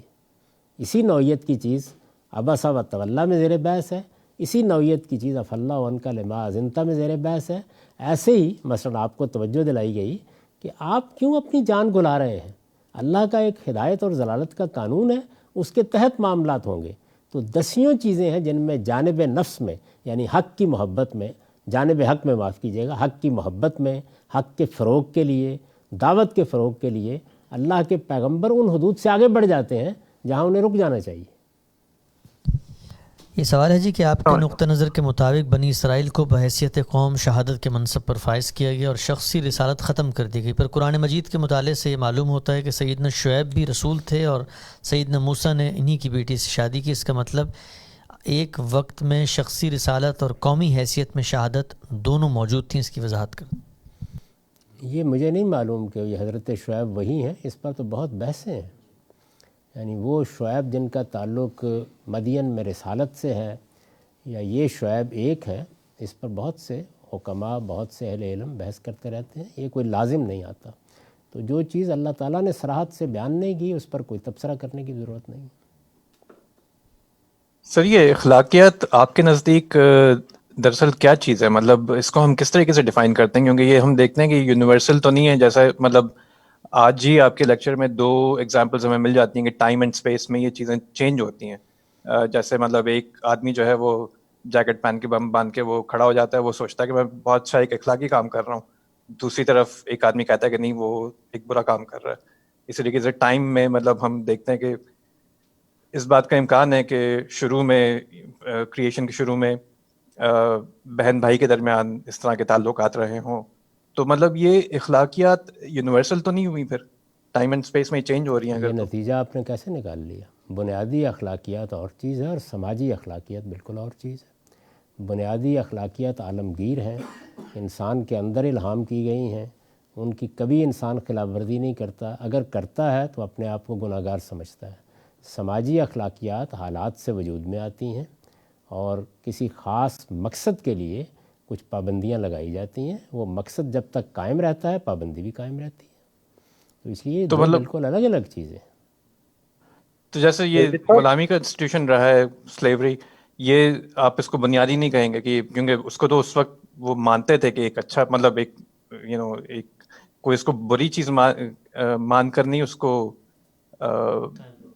اس وقت مانا جاتا تھا، مگر یہ کہ ایک نارمل ایک اچھی چیز مانا جاتا تھا سلیوری نہیں، کو کوئی اچھی چیز نہیں زمانے مانتے میں۔ تھے، سب بری چیز مانتے تھے، لیکن اس کی توجیہ کرتے تھے، یہ کہتے تھے کہ یہ اصل میں جارحیت کرنے والی قوم کو سزا دے رہے ہیں ہم، یعنی غلامی ہمیشہ سزا کے تصور سے پیدا ہوتی تھی فلسفے کی سطح پر، اس کے بعد ایک چیز عام ہو جاتی ہے تو لوگ اس کے عادی ہو جاتے ہیں۔ اس کو اس طرح سمجھیں کہ اگر خالص علمی سطح پر گفتگو کی جائے تو ہر مسلمان آپ سے یہ کہے گا کہ سود گناہ ہے، حرام ہے، لیکن چونکہ ایک پورا انسٹیٹیوشن وجود میں آ گیا ہے جو ہماری زندگی کا احاطہ کر رہا ہے، تو آپ دیکھیں عام حالات میں ہنین مریا، یعنی ہم اطمینان سے وہ معاملات کر رہے ہوتے ہیں، کسی کو خیال بھی نہیں ہوتا۔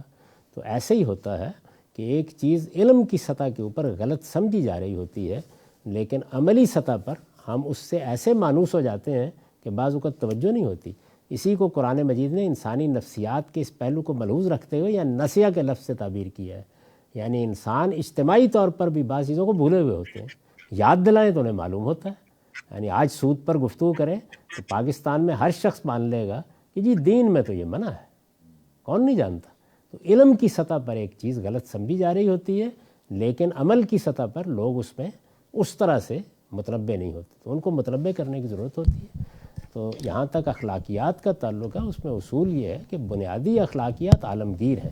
سماجی اخلاقیات کبھی ضرورت سے پیدا ہوتی ہیں، کبھی کلچر سے پیدا ہوتی ہیں، کبھی ثقافتی تقاضوں سے پیدا ہوتی ہیں، اور کبھی ایسا بھی ہوتا ہے کہ شریعت اپنے مقاصد کے تحت کسی چیز کو ناجائز قرار دیتی ہے۔